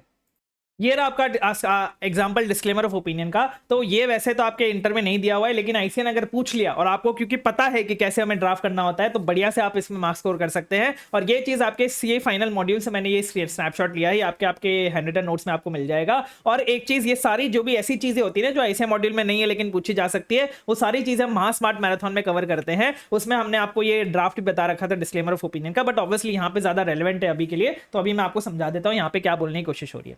सबसे पहले इन्होंने क्या बोला कि हमें ऐसा बताना पड़ेगा कि हम ओपिनियन नहीं दे रहे। क्यों नहीं दे रहे ओपिनियन? क्योंकि हमें sufficient and appropriate audit evidence नहीं मिला। ये कहां पे बताएंगे सर? सेकंड पैराग्राफ में हम अपना ओपिनियन देते हैं तो वहां पे ही बताएंगे कि we do not express an opinion on accompanying financial statements. हम कोई ओपिनियन नहीं दे रहे हैं। क्यों नहीं दे रहे sir? Because of the significance of matter described in basis for disclaimer section, basis of disclaimer of opinion section. मतलब वो जो मैटर हमने डिस्क्राइब किया है basis of disclaimer opinion section में, उस मैटर की वजह से हमें कोई भी sufficient and appropriate audit evidence नहीं मिला है। इस वजह से हम आपको कोई भी ओपिनियन प्रोवाइड नहीं कर पा रहे हैं। जो दो चीज हमने पढ़ी, और एक चीज जो हमने पढ़ी थी कि हमें रिप्लेस करनी थी, वो ये थी कि हम लिखते थे we have audited the financial statements. यहां पे हम क्या लिखेंगे? We were engage to audit the financial statements of ABC and associates. तो इसका मतलब क्या हुआ कि हमने ऑडिट किया नहीं है, हमें तो एंगेज किया गया था ऑडिट करने के लिए। ऐसा क्यों बोल रहे हैं सर? क्योंकि हम कोई ओपिनियन ही नहीं बना पाए, क्योंकि हम फाइनेंशियल स्टेटमेंट्स का ऑडिट ही नहीं कर पाए, इसलिए ये वाला आपका पर्टिकुलर डिस्क्लेमर ऑफ ओपिनियन का सेक्शन बनेगा। ठीक है, यस, आई होप आपको बहुत अच्छे से क्लियर हो गया होगा। चलिए, तो ये हमारा क्वेश्चन हो गया है। अब हम लोग बात करते हैं हमारे बेसिस फॉर ओपिनियन के 134 ही करना था ना, 135 तो बाद में आएगा, ठीक है। तो अभी हम बात करते हैं आपके बेसिस फॉर ओपिनियन सेक्शन की, कि सर इस बेसिस फॉर ओपिनियन सेक्शन में हमें क्या क्या चीजें चेंज करनी है। तो ये क्या बोला, सबसे पहले एक चीज तो मैंने आपको बताई दी कि जैसे ही हम मॉडिफाइड ओपिनियन इशू करेंगे तो मॉडिफाइड बीच में आ जाएगा, basis for qualified opinion, basis for adverse opinion, basis for disclaimer of opinion. Sir ये बेसिस मतलब होता क्या? एक चार चीज हमने जो पहले पढ़ी हुई है। क्या चार चीज हमने पहले पढ़ी हुई थी? कि हम बताते हैं कि देखो भाई, हमने जो फाइनेंशियल स्टेटमेंट्स में हमने sufficient and appropriate audit evidence ले लिया है, ये लेना हमारी रिस्पांसिबिलिटी थी, मतलब हम रेफर करते थे ऑडिटर रिस्पांसिबिलिटी सेक्शन को। फिर हम ये भी बोलते थे कि हमने जो ऑडिट किया है वो as per standards on auditing किया है और हमारी रिस्पांसिबिलिटी इंडिपेंडेंट रहना थी, तो हमने इंडिपेंडेंट और एथिकल रिक्वायरमेंट्स दोनों को कंप्लाई किया है। ये चार चीज हम मेंशन किसमें करते थे sir? Basis for opinion section में। तो अब बेसिस फॉर ओपिनियन सेक्शन में भी ना दो पैराग्राफ आते हैं। एक पैराग्राफ जो 4 पॉइंट्स का मैंने आपको बता दिया, अगर अनमॉडिफाइड ओपिनियन है तो एक ही पैराग्राफ आएगा, ये 4 पॉइंट्स का। अगर मॉडिफाइड ओपिनियन दे रहे हैं तो हमें बताना तो पड़ेगा ना किस बेसिस पे मॉडिफाई कर रहे हैं, क्यों मॉडिफाई करने हैं, ऐसा क्या हो गया फाइनेंशियल स्टेटमेंट में जिसकी वजह से मॉडिफाई करना पड़ रहा है। तो वो आपके बेसिस फॉर मॉडिफाइड ओपिनियन में आता है। क्या बताते हैं सर? हम उस मैटर को डिस्क्राइब करते हैं जिस मैटर की वजह से हम अपना ओपिनियन मॉडिफाई कर रहे हैं, कि देखो मैनेजमेंट ने ये गलत किया हुआ है ना, ये गलत किया हुआ है, उस मैटर को हम लोग डिस्क्राइब करते हैं। एंड साथ ही साथ क्योंकि हम फाइनेंशियल स्टेटमेंट का ऑडिट कर रहे हैं, क्योंकि हमें अमाउंट से फर्क पड़ता है, तो हम इसका क्वांटिफिकेशन भी बताने वाले हैं कि सर ये जो मैटर है इसका क्या फाइनेंशियल इफेक्ट आ रहा है, इसका कितना क्वांटिफिकेशन है, मतलब पैसे के टर्म्स में कितना बड़ा ये मिसस्टेटमेंट है, 1 लाख है, 2 लाख है, 1 करोड़ है, कितना बड़ा ये मिसस्टेटमेंट है, वो हम बताना चाहते हैं। सर अगर वो बताना पॉसिबल ही ना हो, तो हमें पता ही ना हो कितने अमाउंट का मिसस्टेटमेंट है, तो क्या करेंगे? तो हमें वहां पे लिखना पड़ेगा अपने बेसिस फॉर ओपिनियन सेक्शन में कि भाई हमारे लिए ये क्वांटिफिकेशन करना फाइनेंशियल इफेक्ट का ये पॉसिबल नहीं हो रहा है। या तो आप क्वांटिफिकेशन करके बता दो, या तो आप बता दो कि भाई नहीं कर सकते। आप ऐसे इग्नोर मत करना, इसको अवॉइड मत करना, दोनों में से कोई तो एक चीज करके आ जाना अपने basis for qualified opinion section में। ठीक है, यस सर। मैंने क्या बोला सर? हेडिंग चेंज करेंगे, मैटर को डिस्क्राइब करेंगे और उसका क्वांटिफिकेशन भी बताएंगे। अगर नहीं है पॉसिबल तो फिर आपको बताना पड़ेगा कि पॉसिबल नहीं है। ठीक है, यस सर। अब यहां पे एक स्पेशल सिचुएशन दी हुई है, क्या हो अगर कोई डिस्क्लोजर में मटेरियल में स्टेटमेंट निकल गया है कि भाई कोई डिस्क्लोजर आपको ऐसे देना चाहिए था, आपने उसको वैसे किसी और तरीके से दे दिया और ये एक मटेरियल मिसस्टेटमेंट है मेरे हिसाब से, तो फिर हमें अपने बेसिस फॉर ओपिनियन सेक्शन में बताना पड़ेगा कि ये डिस्क्लोजर्स कैसे मिसस्टेटेड है, हमें क्यों लग रहा है कि ये डिस्क्लोजर्स मिसस्टेटेड है। तो वैसे बोलने की इनको अलग से जरूरत होती ही नहीं, क्योंकि यहाँ पे हम वैसे भी डिस्क्रिप्शन तो देते ही है, तो वही डिस्क्रिप्शन हमें यहाँ पे बोला गया कि हमें बताना पड़ेगा कि ये डिस्क्लोजर्स कैसे मिसस्टेटेड है। एक चीज जो इंपॉर्टेंट चीज और एक अच्छी चीज जो इन्होंने करी है यहाँ पे, ये बोल रहे हैं कि भाई वो डिस्क्लोजर मटेरियल मिसस्टेटमेंट में नहीं है, वो डिस्क्लोजर इस वजह से, वो मटेरियल मिसस्टेटमेंट इस वजह से क्योंकि हमने डिस्क्लोजर ही नहीं दिया है। एक तो होता है कि हमने डिस्क्लोजर दिया लेकिन गलत दिया, खराब दिया, उसमें मटेरियल मिसस्टेटमेंट है, तो हमें एक्सप्लेन करना पड़ेगा कि कैसे मटेरियल मिसस्टेटमेंट है। एक है कि हमने डिस्क्लोजर ही नहीं दिया, एएफआरएफ में बोला था डिस्क्लोजर देने के लिए, हमने वो रेवेन्यू रिकॉग्निशन का डिस्क्लोजर ही नहीं दिया, जिसकी वजह से मुझे लग रहा है कि मटेरियल मिसस्टेटमेंट है। तो अगर आपने नॉन डिस्क्लोजर किया है इंफॉर्मेशन का, तो हम क्या करेंगे सर, सबसे पहले हम मैनेजमेंट के पास जाएंगे कि देखो भाई डिस्क्लोज ही तो करना है यार, बाकी सारा पूरा फाइनेंशियल स्टेटमेंट तुमने सही बना रखा है, सिर्फ डिस्क्लोज करना है और वो डिस्क्लोज मैनेजमेंट नहीं कर रहा है, तो हम टीसीडब्ल्यूजी के उनके पापा के पास जाके कंप्लेन करेंगे, उनके साथ डिस्कशन करेंगे कि बताओ, आप बताओ क्या करना चाहिए। अगर हमें लगता है कि भाई टीसीडब्ल्यूजी में हमारी हेल्प नहीं कर रहा, तो फिर हमें अपने बेसिस फॉर ओपिनियन सेक्शन में वो ओमिटेड इंफॉर्मेशन का नेचर बताना पड़ेगा। नेचर मतलब क्या है कि कौन सी इंफॉर्मेशन उन्होंने ओमिट कर दी। सपोज है ना, वहां पे कुछ तो हो गया था, सपोज फैक्ट्री में आग लग गई थी, ठीक है, कंपनी के फैक्ट्री में आग लग गई थी। अब वैसे एज पर एएस हमें बताना चाहिए कि हमारे कंपनी के फैक्ट्री में आग लग गई थी, इसको डिस्क्लोज करना चाहिए हमें, ठीक है। मैनेजमेंट ने वो डिस्क्लोज नहीं कर रखा, तो हम क्या करेंगे सर, हम ऐसा बता देंगे कि भाई ये देखो एक फायर वाली एक इंफॉर्मेशन है जो मैनेजमेंट ने ओमिट कर दी, तो बेसिकली हमें सिर्फ नेचर बताना है उस इंफॉर्मेशन को, पूरी इंफॉर्मेशन नहीं बतानी, हमें सिर्फ नेचर बताना है। तीसरी जो सबसे इंपॉर्टेंट चीज इन्होंने करी है, ये क्या बोल रहे हैं, अगर मैनेजमेंट ने अपने फाइनेंशियल स्टेटमेंट्स में डिस्क्लोजर नहीं दिया ना, तो तुम अपने ऑडिट रिपोर्ट में डिस्क्लोजर दे सकते हो। वो डिस्क्लोजर जो मैनेजमेंट ने नहीं दिया है, वो चीज जो मैनेजमेंट ने लोगों को नहीं बता रखी, वो तुम लोगों को बता सकते हो अपनी ऑडिट रिपोर्ट में उसको इंक्लूड करके। लेकिन ध्यान रखना, ये तभी करना जब प्रैक्टिकेबल हो, जब तुम्हारे पास sufficient and appropriate audit evidence आ चुका हो कि हाँ भाई यही डिस्क्लोजर होना चाहिए था जो मैनेजमेंट ने इंक्लूड नहीं कर रखा, तो ही इंक्लूड करना, नहीं तो इंक्लूड मत करना। और लास्ट चीज, लॉ एंड रेगुलेशन में भी अलाउ होना चाहिए। यहां पे लिख देता हूं, वैसे तो आपके कॉन्सेप्ट बुक में लिखा हुआ है, बट लॉ एंड रेगुलेशन में भी अलाउड होना चाहिए ये सारा काम करना। अगर लॉ एंड रेगुलेशन मना करता है कि कोई डिस्क्लोजर जो मैनेजमेंट ने नहीं दे रखा वो तुम अपनी ऑडिट रिपोर्ट में भी नहीं दे सकते, तो फिर तुम नहीं दे सकते हो, ठीक है। यस सर, बहुत इंपॉर्टेंट चीज थी, आईसी ने कभी पूछी नहीं है, पूछेगा तो मजा आ जाएगा। और लास्ट चीज ये बोल रहा है कि अगर आप अपना जो बेसिस मतलब क्या बोलते हैं, आप अपना जो मॉडिफाइड ओपिनियन दे रहे हो, वो डिस्क्लेमर ऑफ ओपिनियन दे रहे हो, और तो आपको जो बेसिस ऑफ ओपिनियन सेक्शन है, basis of disclaimer of opinion section है, उसमें दो चीजें नहीं बतानी है। क्या बोला मैंने, दो चीजें नहीं बतानी। पहले तो कौन सी चीजें बताते थे वो मैं आपको वापस याद दिलाता हूं। चार चीजें हम लोग बताते थे कि भाई देखो, हमने जो ऑडिट किया है एज पर एसएस किया है, हम रेफर करते थे हमारे ऑडिटर्स रिस्पांसिबिलिटी सेक्शन को, हमने सफिशिएंट एप्रोप्रिएट ऑडिट एविडेंस लिया है कि नहीं लिया वो हम बताते थे, और लास्ट में इंडिपेंडेंस के बारे में बताते थे। तो ये बोल रहे हैं ये चार चीजों में से दो चीजें आपको नहीं बतानी है। कौन सी दो चीजें नहीं बतानी है basis for disclaimer of opinion में? सबसे पहला कि क्या हमने sufficient and appropriate audit evidence लिया है कि नहीं लिया है, वो नहीं बताना है। एंड दूसरी चीज, हमें रेफर नहीं करना है अपने ऑडिटर रिस्पांसिबिलिटी के सेक्शन को। यहां पे बच्चे कंफ्यूज हो जाते हैं, basis for disclaimer of opinion section हमें बताना है। चार चीज नॉर्मली बतानी पड़ती है बेसिस फॉर ओपिनियन सेक्शन में, ये बोल रहे हैं उसमें से दो चीज आपको नहीं बतानी है, मतलब दो ही चीज बतानी है। एक चीज जो आपको नहीं बतानी है, that is sufficient and appropriate audit evidence. क्यों नहीं बताना सर यहां पे? क्योंकि हमने ऑलरेडी ओपिनियन सेक्शन में बता दिया ना भाई, ओपिनियन सेक्शन में ऑलरेडी बता दिया कि हमें sufficient and appropriate audit evidence नहीं मिला है, तो उसको वापस से बेसिस में बताने का क्या मतलब? पहली चीज ये। दूसरी चीज, सर हमें रेफर नहीं करना है ऑडिटर रिस्पांसिबिलिटी सेक्शन को। हम बेसिस में रेफर करते थे कि भाई हमारी रिस्पांसिबिलिटी अगर आपको जाननी हो तो आप ऑडिटर रिस्पांसिबिलिटी वाले सेक्शन में देख सकते हो। ये लाइन आपको डिलीट करनी है बस। क्या मैंने ऐसा बोला कि आपको ऑडिटर रिस्पांसिबिलिटी सेक्शन ही नहीं देना है? नहीं सर, ऐसा नहीं बोला मैंने, ऐसा तो मैंने बोला नहीं। मैंने तो बोला कि बेसिस फॉर ओपिनियन में जो हम रेफरेंस देते थे ऑडिटर रिस्पांसिबिलिटी का, सिर्फ वो रेफरेंस को डिलीट करना है, बाकी ऑडिटर रिस्पांसिबिलिटी वाला सेक्शन आपकी रिपोर्ट में आएगा। समझे? ये दो है आपके जो हमें नहीं देना है अपने basis for disclaimer of opinion section में, ठीक है। यस सर, एक बार कॉन्सेप्ट बुक से डिस्कस कर लेते हैं। क्या बोल रहे हैं सर बेसिस ऑफ ओपिनियन के बारे में? कि अगर हम अपना ओपिनियन मॉडिफाई कर रहे हैं, आ जाओ फटाफट से, अगर हम अपना ओपिनियन मॉडिफाई कर रहे हैं तो हमें अपनी बेसिस फॉर ओपिनियन वाली हेडिंग को मॉडिफाई करना पड़ेगा। वहां पर या तो ये मेंशन करना पड़ेगा basis for qualified opinion, basis for adverse opinion, basis for disclaimer of opinion. इस बेसिस में हमें एक पैराग्राफ डालना पड़ेगा जिसमें हम बताएंगे कि भाई क्या मैटर है जिसकी वजह से हम मॉडिफिकेशन दे रहे हैं, उसका डिस्क्रिप्शन देना पड़ेगा, एंड साथ ही साथ ऑब्वियसली उनका क्वांटिफिकेशन बताना पड़ेगा कि उसका कितना फाइनेंशियल इफेक्ट आ रहा है। अगर प्रैक्टिकेबल नहीं है क्वांटिफिकेशन बताना तो आपको स्टेट करना पड़ेगा कि भाई क्वांटिफिकेशन हम नहीं बता सकते, हमारे लिए प्रैक्टिकेबल नहीं है, ठीक है। Yes sir. अब ये बोल रहे हैं कि अगर डिस्क्लोजर में कोई मटेरियल मिसस्टेटमेंट है तो फिर हमें एक्सप्लेन करना पड़ेगा कि कैसे डिस्क्लोजर्स में मटेरियल मिसस्टेटमेंट है। एंड अगर मटेरियल मिसस्टेटमेंट इस वजह से कि उन्होंने कोई इंफॉर्मेशन डिस्क्लोज नहीं कर रखी, तो फिर हमें डिस्कस करना पड़ेगा टीसीडब्ल्यूजी के साथ, उसको डिस्क्राइब करना पड़ेगा अपने बेसिस फॉर ओपिनियन सेक्शन में कि भाई क्या नेचर है, कौन सी इंफॉर्मेशन उन्होंने डिस्क्लोज नहीं कर रखी है। एंड तीसरी चीज, अगर लॉ आपको प्रोहिबिट नहीं करता है तो आप वो ओमिटेड डिस्क्लोजर अपने ऑडिट रिपोर्ट में दे सकते हो। बहुत बड़ी बात होती है ये कि वो ओमिटेड डिस्क्लोजर हम अपने ऑडिट रिपोर्ट में दे सकते हैं, प्रोवाइडेड ये प्रैक्टिकेबल होना चाहिए, प्रोवाइडेड आपके पास sufficient and appropriate audit evidence होना चाहिए उस ओमिटेड इंफॉर्मेशन के बारे में।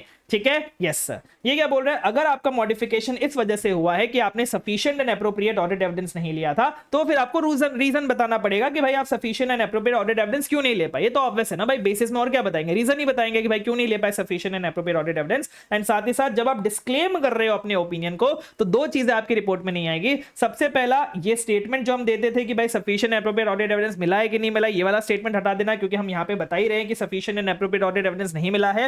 एंड दूसरी चीज, जो रेफरेंस तुम देते हो ऑडिटर रिस्पांसिबिलिटी का, वो रेफरेंस हटा देना। ऑडिटर रिस्पांसिबिलिटी वाला सेक्शन अभी भी आएगा। ठीक है, यस सर। लास्ट में ये बोल रहा है कि भले ही आपने एडवर्स या फिर डिस्क्लेमर ऑफ ओपिनियन दिया हो, आपको ये बताना पड़ेगा कि कौन से ऐसे अदर मैटर्स है जिनकी वजह से आप मॉडिफाई कर सकते थे अपने ओपिनियन को और उसके इफेक्ट के बारे में। मतलब ये क्या बोल रहा है कि सर एक पर्टिकुलर सपोज मैनेजमेंट ना, यहां पे एडवर्स और डिस्क्लेमर की बात हो रही है, ध्यान रखना क्वालिफाइड की बात नहीं हो रही। तो बेसिकली यहां पे हुआ क्या कि यार कोई तो ऐसे मैनेजमेंट फ्रॉड चल रहा था, मैनेजमेंट ने इतनी सारी चीजें, रेवेन्यू खराब कर रखा था, ये खराब कर रहा था, एक्सपेंसेस खराब कर रखा था, अपना बैलेंस शीट में डेटर्स, क्रेडिटर्स, इन्वेंट्री, ये सारी चीजें मैनेजमेंट ने खराब कर रखी थी, जिसकी वजह से मैं क्या कर रहा हूं, एडवर्स ओपिनियन दे रहा हूं। ठीक है, अब मुझे क्या उसके बीच में कहीं से एक और कोई मिसस्टेटमेंट पता चल जाता है, सपोज पीपी में एक और कोई मिसस्टेटमेंट मुझे पता चल जाता है। अब वैसे तो मैं जो अपना एडवर्स ओपिनियन दे रहा हूं वो किस वजह से दे रहा हूं सर, ये जो भी मुझे इतना बड़ा जो मैनेजमेंट का फ्रॉड पकड़ में आया उसकी वजह से मैं एडवर्स ओपिनियन दे रहा हूं। यहां पे ये लोग क्या बोल रहे हैं कि सर आप जो adverse opinion, disclaimer of opinion जिस वजह से दे रहे हो वो तो आपने बेसिस में बता ही दिया,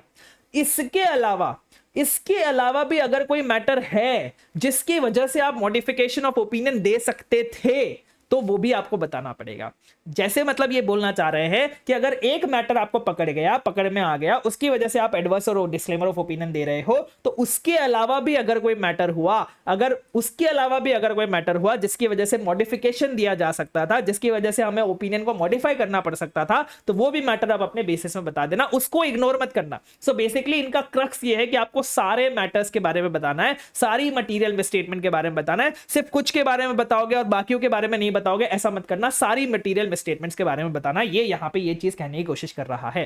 ठीक है, यस सर। अब यहां पे एक क्वेश्चन आता है, जैसा मैंने आपको बताया कि सर हमें सिर्फ रेफरेंस डिलीट करना है ऑडिटर रिस्पांसिबिलिटी का, ऑडिटर रिस्पांसिबिलिटी सेक्शन को डिलीट नहीं करना है। तो यहां पे ये पूछ रहा है कि सर जब हम डिस्क्लेमर ऑफ ओपिनियन देंगे ना, तब हमारे ऑडिटर रिस्पांसिबिलिटी सेक्शन में क्या क्या आएगा।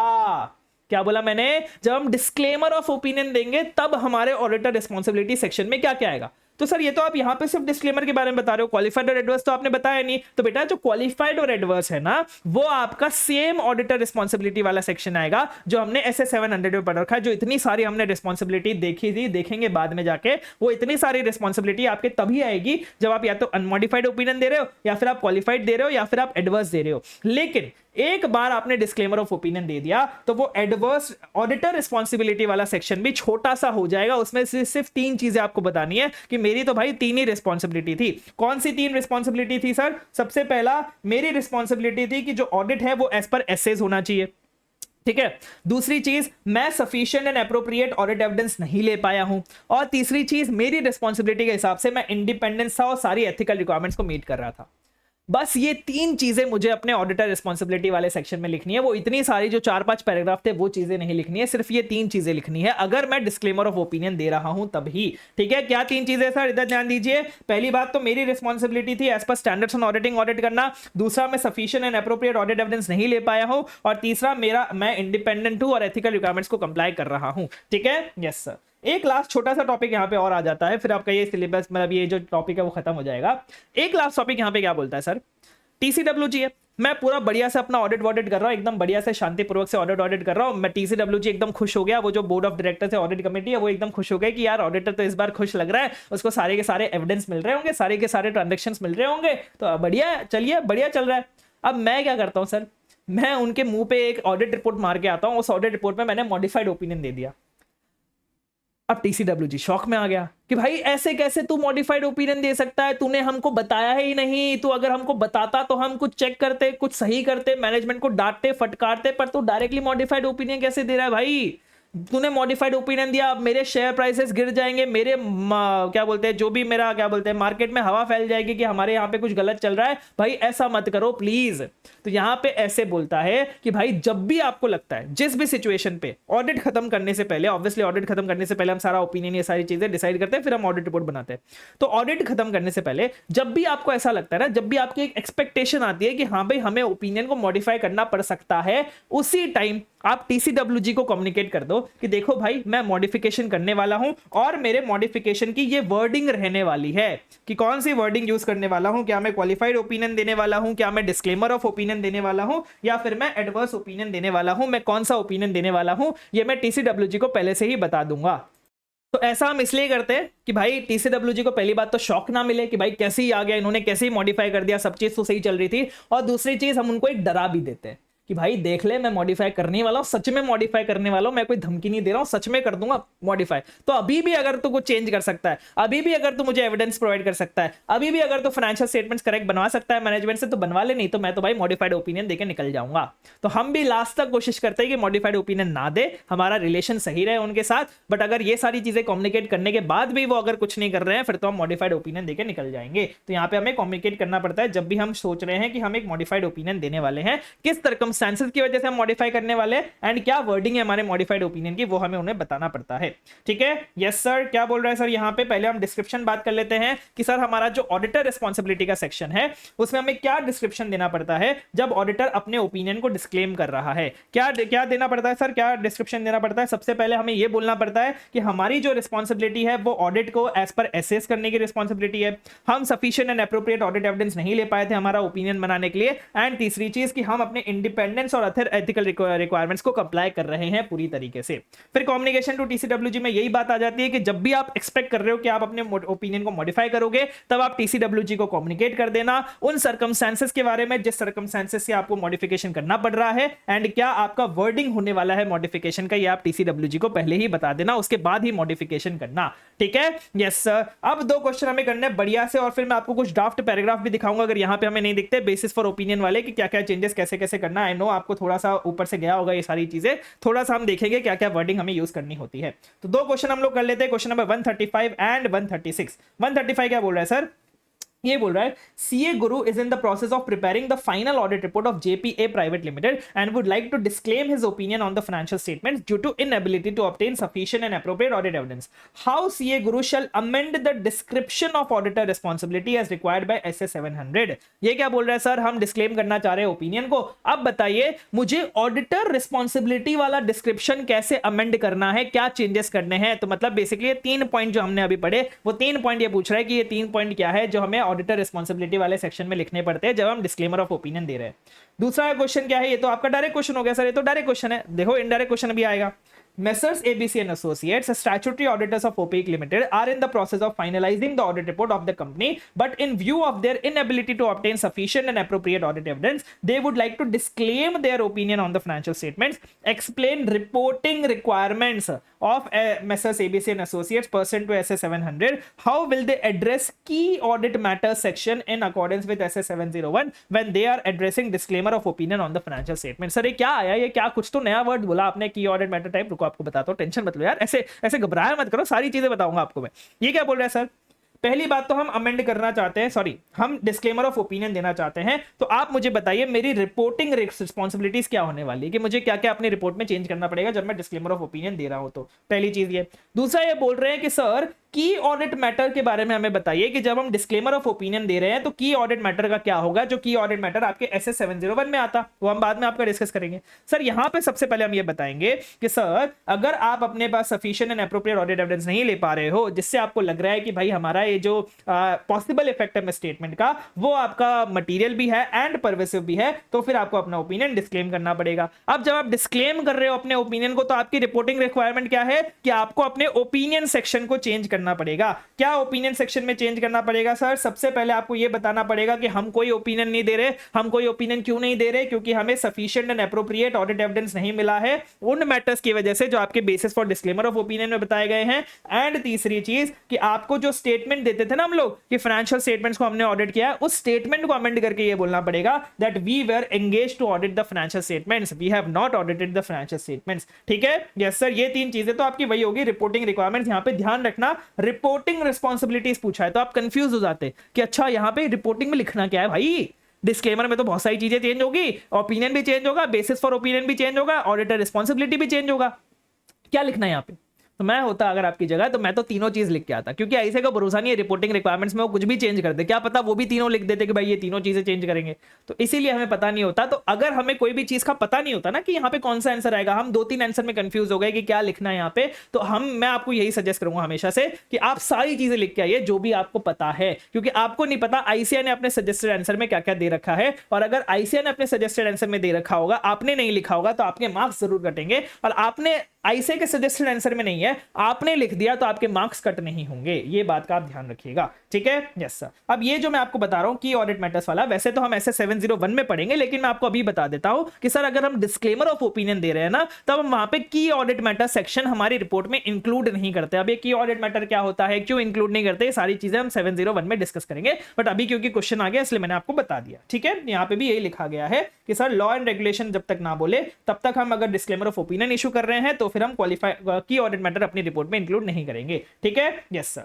अब क्वेश्चन है 136 क्या बोलता है कि sun and messrs sun and moon associates are the statutory auditors of Venus limited for the financial year 21-22 owing to the pervasive nature of material misstatements in the financial statements of the company, CA Moon, the engagement partner, decided to give an adverse opinion.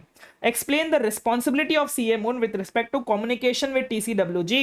यहां पे क्या बोला गया है कि हमने decide किया कि हम एडवर्स ओपिनियन दे रहे हैं, अब हमारी रिस्पॉन्सिबिलिटी क्या है कम्युनिकेशन विद टीसीडब्ल्यूजी के रिगार्डिंग। तो आपको याद आना चाहिए कि सर हमने पढ़ा हुआ है, हमारी रिस्पॉन्सिबिलिटी है कि जैसे ही हम एक्सपेक्ट कर रहे हैं मॉडिफाई करना अपने ओपिनियन को, तो हमें उनको एक सर्कमस्टेंसेस बताने पड़ेंगे जिसकी वजह से हम मॉडिफिकेशन कर रहे हैं, एंड साथ ही साथ उनको वर्डिंग बतानी पड़ेगी इस मॉडिफिकेशन की कि क्या वर्डिंग का मॉडिफिकेशन हम लोग देने वाले हैं, ताकि उनको पहले से पता रहे।